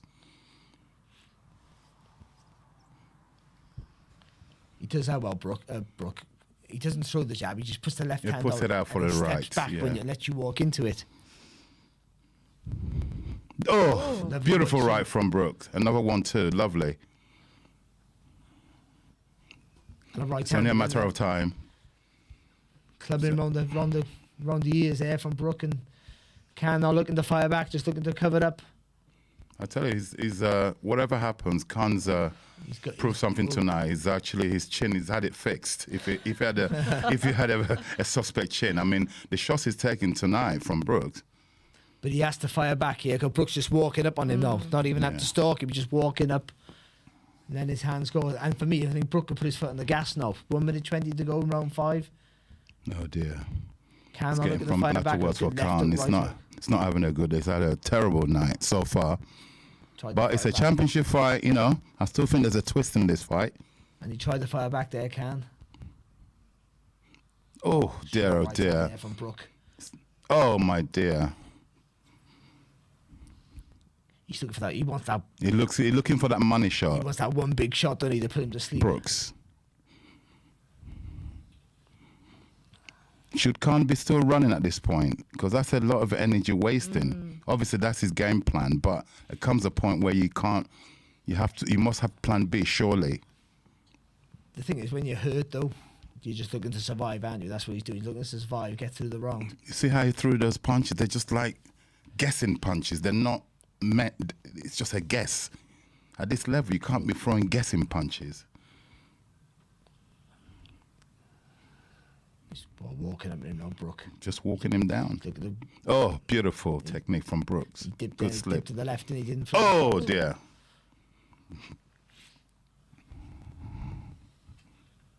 He's looking for that check left hook. Jumping left hook, you know. He's looking for it. It will come home. It's getting closer. That's another dominant round there from Brook again. Can I go back on my prediction? I'm afraid not. It's too late. I know. Both of you. Listen, it's a box. It's a champ. It only takes one punch to turn it around. I doubt it. The way it's looking. I don't see. Yeah, because nothing that he's thrown so far has given an indication that. Plus, he's having the bust of gut to stay, just to stay. He's just surviving. He's just surviving. And he's the one. Amir Khan. And it's, you say about dictating the pace so important because you fight at your own pace, whether it be fast or slow, and your breathing's regulated. It's easier for you. And Khan's had to react to everything that Brook's doing, and he's the one having to work at a pace. And for Brook, Brook's been so comfortable. It's not about like he can't do the distance at he struggles maybe down the stretch. Not at this pace. No. I mean, Khan's going to find himself where he's chasing the fight, and you don't really want to be in that position. Well, he's there now, isn't he, pretty much? And he's not really known for... Look at that. That's it. Another 1-2. Away. Another reverse 1-2. Take your time, Brooks. Don't do anything silly. Take your time, but keep on him. Yeah. No. There he goes in with the head there. The referees there should do something. Well, Khan's holding him, like right in front of the referee, to be fair. You got to come back with that left. Oh, that was the right idea. Oh, that's the one. That's the shot. I wouldn't be surprised if the referee stops the fight because he's not answering back. The thing with those uppercuts, because when Khan bends over, he covers up, he looks at the floor, like you can't see what's coming back. He's still there. Full credit given. He's still there. Fight's done. He stepped in. That's it. He's done. Finished. I called it 7. Wow. Yeah, fight's finished. I can't fault that. You've got to fire. You have to fire back under pressure. And you couldn't. He did not win a round on my cards. No, he might have shared round 2. Yeah, I gave him the second. He might have shared it. So. You can't fault that. That was a dominant display. Definitely. Most definitely. Really dominant display. Yeah. He hurt Khan in the first round, and then from there on, he never recovered from that. No, really. and he was pretty. I thought he did well in the second round, and in stages he tried to fire back, but whatever he threw had no effect on Kell Brook at all. And he always, even when he was getting caught, he looked comfortable. Kell Brook. Not a mark on him. I think he got hit twice. That's a bit of pill to swallow, isn't it? Well, the matches there, just seen there, used to be a good middleweight. Retired. Well, I think it lived up to expectations. It was a good fight. One-sided fight. It was that a one-sided, entertaining, but full credit to Khan. He finished on his feet. Because you're seeing the narrative as well. You're seeing how Brook's loving this. Like, whoever he wanted to win, I had no dog in the race. It didn't matter to me, even though I thought Khan might do enough. No one was confident in any prediction, to be fair, but it was a dominant display. Oh, most definitely. And you see that Brook loved every second of it as well. Yeah. I mean, I'd like to know what their tactics were. Khan's, because I didn't see no changes there. In fact, that's probably the worst I've seen him box. And you have to give full credit to Kell Brooks. Obviously, he had a lot to say about what Khan can do and can't do. So full credit to him and his team, Dominic. They deserve it. Like I said, people writing Kell Brooks up. I witnessed. I took somebody. I once said the boxer's name to spar him when he was preparing for the Terence Crawford fight, and the fighter that I saw was not a finished fighter. It's unfortunate what happened to him in the Crawford fight, but people are judging him on that, and I think that everybody who they have to think twice. What time did you get stopped? But also, this fight is what it is. It was a good dominant performance. I still say 2 pretty much retired fighters. Most definitely. I Oh would say gosh, no. yeah. I would Most say definitely. no. I don't want him looking at Terence Crawford and going, "You're No, next." no. Nothing like that, you know That's. what I mean? It's Couldn't tell you the time. It's probably midway. Yeah, it was pretty early, I think. Yeah, but Yeah. Either way, it's a good performance, and he, like I said, there's an argument he didn't lose a round, and even if he did lose that second round, he didn't take any damage. He was confident throughout. Yeah. And he had Khan under pressure and in trouble throughout the fight. That's the truth of it. And it looked like whenever he put his foot on the gas, he was going to get the finish. That's what it looked like. Absolutely. What Khan could hold his head up high. He didn't embarrass himself. He finished on his feet. He took a lot of punishment, and he's got heart because he didn't quit. Yeah. Didn't quit. And they just banked a load of change, haven't they? They're not realistic about. This is what it was when it was a money grab for both of them, to be honest. I know there's a bit of At this point in their career. history there, but that's exactly what it is. And good luck to them. You don't begrudge anyone for if there's an opportunity to win like millions of pounds. You're fighting anybody, aren't you? And they sold it well. They did. Yeah. 2 fighters who have no real relevance at the world scene anymore, who once did. Yeah, the build-up's been something else. They brought everyone in round. Everyone got involved. And that reverse 1-2. That's the one. And against in that first round, there hits him with that left hand, puts him in trouble. And to be fair to Brook, he tried to get the finish then, but he got a little bit too close and Khan. You did. They smothered his work a bit. Yeah. He's had a career having to survive. Little dramas throughout his ring history, so he knows how to survive, doesn't he? He doesn't know how to hold on as good as he should. But he got clubbed with a few big right hands there off Kell Brook, did Amir Khan. It took pure punishment, Khan. All through every round, he got punished by Kell Brook. Well, just seeing there in the replay, see how unsteady he is on his legs Yeah. in the first round, Amir Khan. And when we went back to the corner, literally on jelly legs. To get into the 5th round was a feat in its own, to be honest. It's a victory. I think itself. so, yeah. But ultimately, it wasn't a victory, and Kell Brook gets the win. And that's the truth of it. There's some harsh realities, and that's it. Can't believe you just jumped on his shoulders like Yeah. Full credit to Dominic. I couldn't do that with my dodgy knees.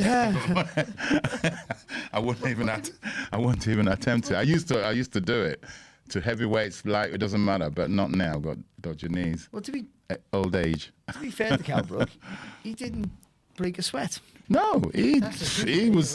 They had a game plan. They stuck to it. I thought Amir Khan was going to make Kell Brook fight at the pace that I'll be honest with you, that he so would did struggle I. with, and So then did later I. on, even though he might get hurt, I thought Khan was going to get hurt and maybe get off the floor, but I thought that he was going to make Kell Brook fight Work, hard, yeah. and then after 7 rounds, Yeah. Kell Brook was going to be knackered because every punch he throws is going to put you to sleep. Yeah. But he didn't do that. Yeah, again, like when you feel that punch from your opponent, it puts doubts in you, and any game plan you came with sometimes evaporates. Yeah, of course. And it can have the effect when you hurt somebody sometimes, can't it? You see people who hurt someone early and they Yeah. think, oh, this is it now, early night. Yeah. And it turns a bit of a hard fight, and they're mentally not prepared now because they're like, Yeah. I was going home 2 minutes ago. Yeah. And now I'm in a war. Okay, it's nice to see this as Yeah, well. a bit of That they respect, I didn't think we were going to get that. No, nor did I. I'll be honest with you. There are a lot of bad things were To be fair, said. though, Brook wants Khan's respect. You could tell all the way Yeah. through. Just give me, Yeah. he wants Khan. Just give me some respect. That's all I want from you. I know he's beat him. Oh, it was in the gloves were off, wasn't it? When he was Yeah. like, Yeah. yeah, well done. And he was like,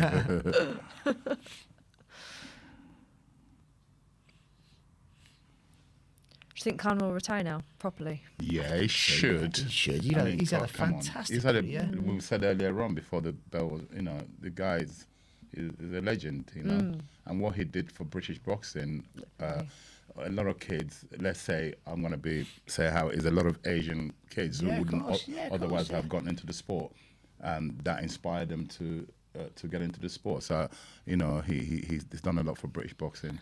Like what I did for bald kids. Yeah. I mean, so many bald boxers now, thanks to me, boxing, the hairy chests as well. That never took off, actually, the hairy chest. No one followed me, like, everyone still shaved their chest. Yeah. But, I thought I was setting a trend. It didn't work. I hear most fighters get them waxed now. What's that? Most fighters get them waxed That's now. weird. Yeah. Look, not a mark on him. Yeah. Yeah, he did a good job. Proper dominant Let's be display honest. by Like, powerful dominant display by Kell Brook. I like Amir Khan, but that's irrelevant. That was an easy night for Kell Brook. I think so. That was a really, really easy night. That was for him. And it's funny how it turns out, isn't it? Because it could be potentially with what the tools that Amir Khan had with the speed, could have caused Brook. It could have, but caused him so many problems. Once he felt that reverse 1-2 in the first round, he went into negative mode, and that was it. Yeah, of course, yeah. Look at the right side of Khan's body. Yeah. They glove marks and rope burns. And I used to get them all the time, and then sometimes in fights as well.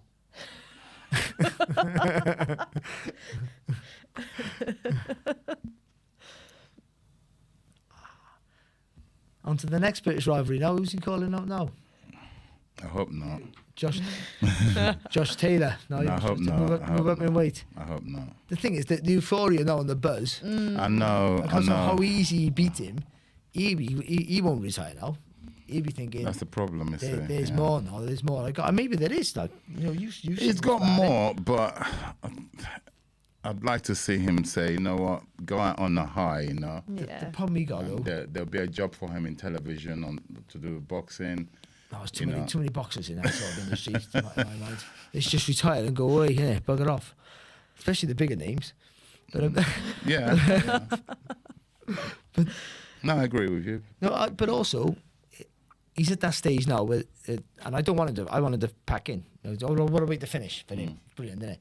But there might be another 3 million, 2 million to box. Yeah. Spence. Yeah. Or something like that. You know what I mean? Spence and Crawford can't get it together. Or Josh Taylor moves up and is. Yeah, listen. It's hard to say no then, isn't it? All of a sudden. It's all down to the man. Like I keep saying, the man that I saw approximately, what's that, before the first lockdown? Yes, it was 2 years ago. He wasn't a finished fighter that I witnessed in sparring.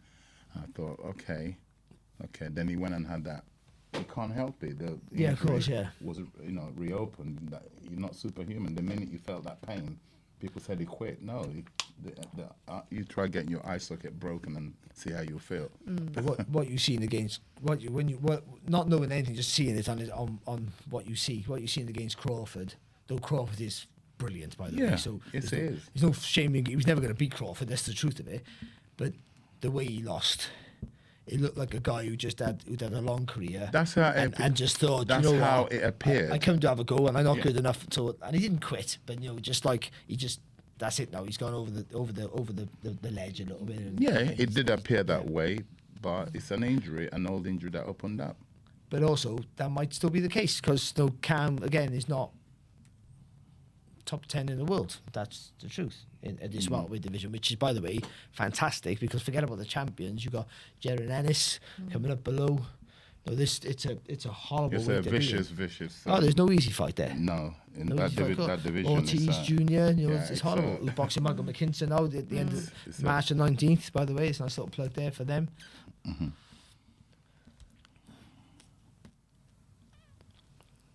So all in all, it was probably a decent fight for what I expected. Well, it was action-packed. Yeah. They came to have a go. I mean, we've seen it so many times where Laura taught them no punch has been thrown for 3 rounds. They went straight at it. I don't think it was going to be that way, but I wasn't sure about how. I thought it was going to be. It might be a little bit scrappy, a little bit. And I think potentially it could have been, but because Brook was so dominant, that just didn't happen. It was a good fight because Brook was so dominant. I mean, Cam and the other way it might not have been so enjoyable to watch because Brook don't have the survival instincts of a Khan. Yeah. Or has better survival instincts actually. He probably learned to hold on better, but Khan doesn't do that, does he? He tries to fight his way out of trouble, or covers up for long periods of time, and that's obviously where the referee stepped in. He's smiling now. He's putting a brave face on there, but he'll be hurting inside. Oh, mate. Yeah. I've cried every time I've lost. He'll be hurting inside, Amir Khan. When all the lights are off and everybody goes home, the cameras are. Luckily, there's to get over all the disappointment. There's a lovely tool called Twitter, and you'll go on Twitter and you just get all the support and love on Twitter. Like there'll be no criticism or anyone taking the mick out of him. I find that I don't think that's the case. I think it's totally the opposite.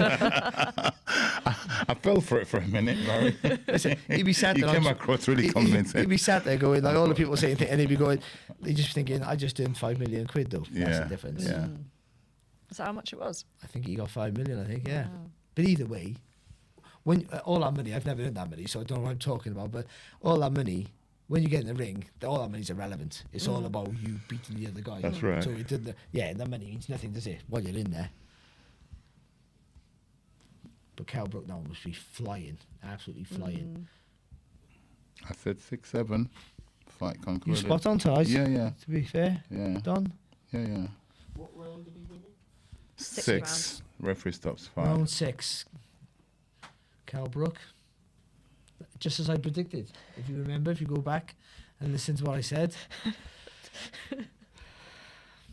It's the Welsh accent. See, Brook, a Brook in Welsh is said can. Really? Yeah. So when I said I said can, would I tell you, I'm very gullible. Actually, for a split second, you had me.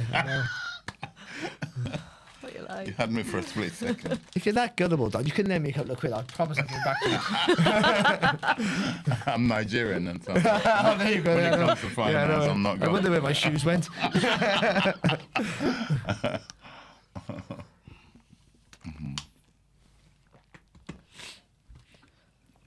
Quick night at the office all around, really, isn't it? Yeah, impressive nights as well, let's be fair. Like, no, Natasha Jonas, can't get more impressive than that, can you? Moving up 25 weights, boxing a woman who's like she's 3 foot taller than you, and then blasting out in a couple of rounds. And then Brook and Cam, whatever stage of their career they're at, they're both at the same sort of stage, so I made sort of an even fight. But this is the biggest fight of Brook's career, maybe he can potentially. I mean, the pressure on him because of all the needle building up, and you couldn't get a more dominant display. You couldn't. And that was But what I think that probably went better than they thought. Oh yeah, must have. You must have thought at some point, speed's going to cause me some trouble. Yeah. But it didn't. It didn't at all. It didn't. And you always say good timing beats blind speed. True. But it's That's easy. a prime example of that. Yeah, it was. But not all. You tend to think that, but you always tend to think is his. I wasn't sure how good Brook's timing still was. That was the worry.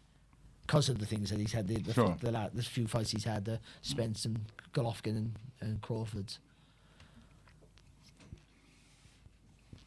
And the weight, making those. All those things were an issue. But I remember speaking to, we had Kell Brook on Sky, didn't we, a couple of years ago, just before the pandemic. And he was saying, I'm making weight better than I've ever had before.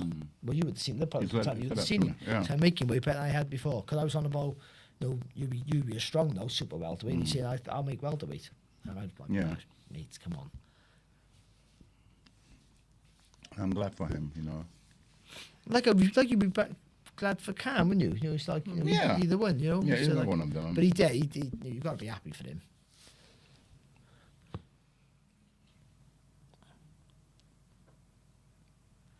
But he's there now. Who's going to box next? Who do you think? Conor Benn? I hope not. Conor Benn?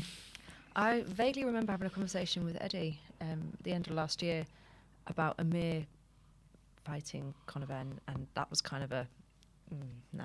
You know what? That'd be a huge fight. They will throw so much money at Amir Khan to do that. He will take it. But even now, do you think? Yeah, that would be a perfect fight, and Conor will beat him all day long.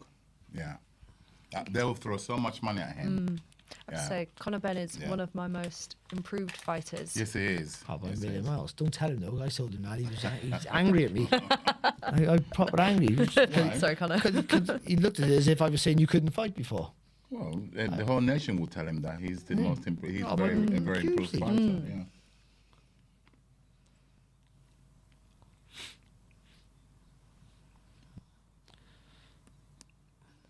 See, the fact that they got the promoter now in the interview means that they'll be pushing that he's going to fight again, or they'll be pushing for him to fight again. You can't blame him. Because No, makes it's business. sense. It's But business.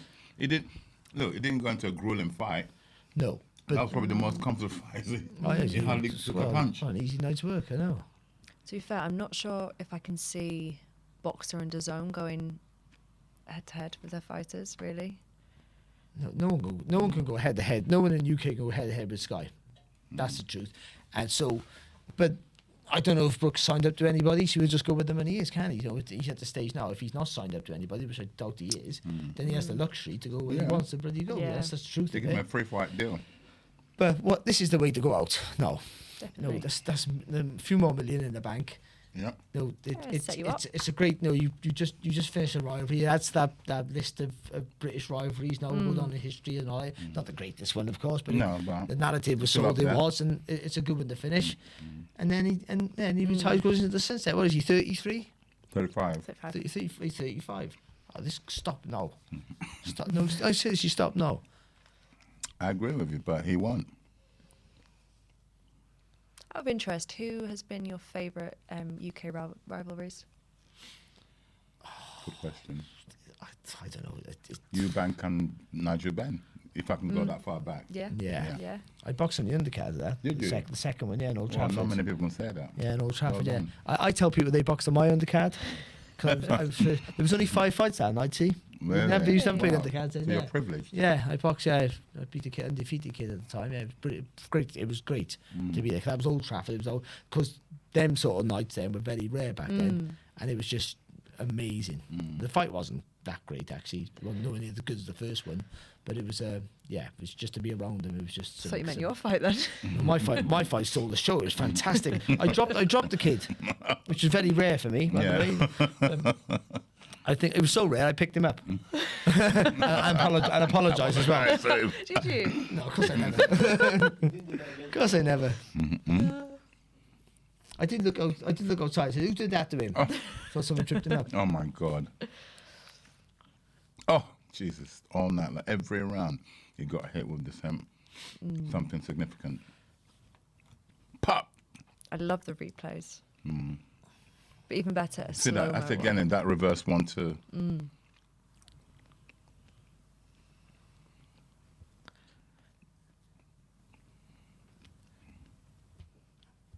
He couldn't have got a better scenario than this tonight, Kell Brook. He literally had gears to go through. Oh, it was, I didn't even see that uppercut that went in. The referee just said enough. The thing is that there's actually does. I said that, didn't I? Khan does when he covers up, That he was bends that, over, yeah, but he looks at the floor. He doesn't look up. at the guy. Yeah, you haven't got a clue where he is. Doesn't know where the punch is coming from. Are you happy for when the ref stopped that? Yeah. A good call, yeah. Because again, like I said, on second take, I just saw the uppercut when the referee whacked that. At first, I thought, what? Okay, Amir wasn't replying, but he was powering down. But I just saw an uppercut, a horrible uppercut that went in. The referee's right there to see that. And one more punch, if the referee didn't call it, God forbid, you know. Because you're not just looking at That's good you're refereeing. not looking at that immediate time. You're looking at all the time before when he's back around the ring and he's not really fighting back. Absolutely, yeah. And also the rounds. You got to take all that into account, haven't you? And he's been wobbly like what? What many times was he wobbly? Every round. Yeah, Every but how many round. times? He wobbly what 8, 9 times. He was wobbly on his, and because he's Amir Khan, you're given the Benefit of the doubt, yeah. the benefit of the doubt. Thanks, I couldn't think of the words. You're given the benefit of the doubt because of who he is, and he fires back. But when he wasn't punching, he's done. He went into survival mode from after round one. You know, the power of Kell Brook. Yeah, it was a power. And the timing. With that right hand, he shoots it in, doesn't he? Like, really, really neat. So he almost misses you with the jab. Yeah. So you're not really threatened by it, do you? No. Because you don't throw the jab, you don't throw the right hand, so you hit land with the jab. That's what you're really taught. Because that jab's the rangefinder. If you don't land with that, then you're too far away for the right hand. Because he does that little step, he pushes off the back foot, he just always jumps in with it. To what Don says, to throw that reverse left hand to finish off with that straight left. But obviously sometimes he catches you so sweet with that right that left hand doesn't need to be thrown. Yeah. Easy night. Easy night. 2 years. I thought he'd like I said, I predicted he would win in the 6, but I didn't think it'd be that easy for him. Excuse me.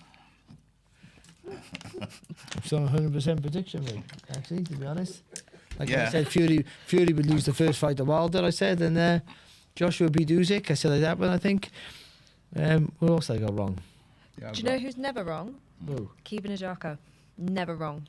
No? Never. But his name's Kevin, so don't worry about that. Don't tell him he can bang. I'm gonna. I was in Liverpool actually. We made his debut on the Zone show. He looked really good. Yeah, he's fantastic, isn't he? Really good. Fantastic. Real talent, like. don't get many good fighters for Belfast. And they're only chugging. Like everyone in Belfast can fight. Oh. That's right, yeah. Welsh, not as good as the Welsh. I'm in Cardiff for a card in a couple of weeks. What's that? In Cardiff for a card Are you? on the 12th of March. 12th? Oh, yeah. That's Gavin Gwynn, is it? Yeah. Nice. Well, No, it's not Gavin Gwynn. It's someone else. But yeah, I know. Yeah, it's good. Yeah, it's in the Vale Arena. Yeah, it should be a good night. The Vale Arena is not as plush as it sounds, by the way. No. No. Oh, okay. It's very cool. But It's a lovely venue for boxing, actually, but it's not. The venue for boxing in Cardiff used to be called the Star Leisure Centre. Okay. That used to be great. Similar to your call. No, it was a leisure centre. Capacity of that? About 7. 7,000? 7 people. Just 7. 7 people. I used to sell it out every time. It was probably about probably about 800, something like that. But it was a great venue. Intimate venue. Yeah. Nice. It was. I think Lennox Lewis used it for when he boxed Bruno as his training sort of area. Oh, okay. Or Bruno used it for Lennox, whichever it was. But I boxed there. It's more known for that than Lennox Lewis using it. Of course. Lennox Lewis. You know what I mean? Lennox Lewis. He's not from Cardiff. Not from Cardiff, don't know who he is. But what a night for Kell Brook. Again, can you? I bet you he fights again. Yeah. Oh, that goes without saying. The fact that you noticed the promoter Ben Shalom was standing next to him. Right? Listen, going into this thing, they would have planned for Khan and for Brook. Yeah. No, Khan's the one you don't want to see again now, do you? That's Yeah. I don't want to see Brook again, actually. I think that's a great way to bow out. Yeah, definitely. But money talks. But for Khan, that's enough now. I think we're seeing that all too often these days with retired fighters coming back. And where does it, before someone gets hurt, that's the worry. But all in all, I think it was good because it was a fight that no one cared about seeing, really. That was way past its sell-by date. Was built up into it, and we all got excited about it. And they usually fail to deliver. And I think that didn't tonight. Something's gone off in here. It's allergic to something in Yeah, my bullshit probably, Don. But it's not going to stop, mate, I'm afraid. There you go, see, still going, look. That's an attack. Something's happened. I tell you about the time I sparred Sugar Ray Leonard, Don. Oh, he's sneezing again. Very. Yeah. Something's triggering it off. Yeah, it is, isn't it? There you go, still going. Sorry, Don. Excuse me, everyone. I haven't got the dreaded C.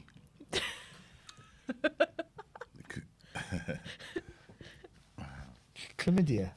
No. it's got to that time in the night, hasn't it? Yeah, it's mad, isn't it? It's calmed down, isn't it?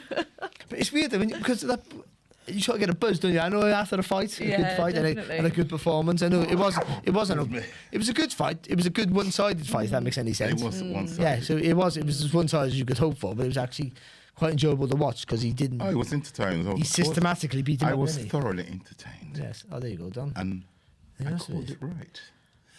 You did call it right, didn't it? That's what you're sneezing. It's all that smug. It's all that smug up your nose. That's what it is, Don. The smugness is making you sneeze. Yeah, you could say that. Get some humility up there to clear it out, mate. That's good. I enjoyed that. It was good. Yeah, no, it was very enjoyable. Perfect. Well, that's all we've got time for, I'm afraid. I hope you've enjoyed. Thank you so much to our 2 very special guests, and we'll see you on the next one.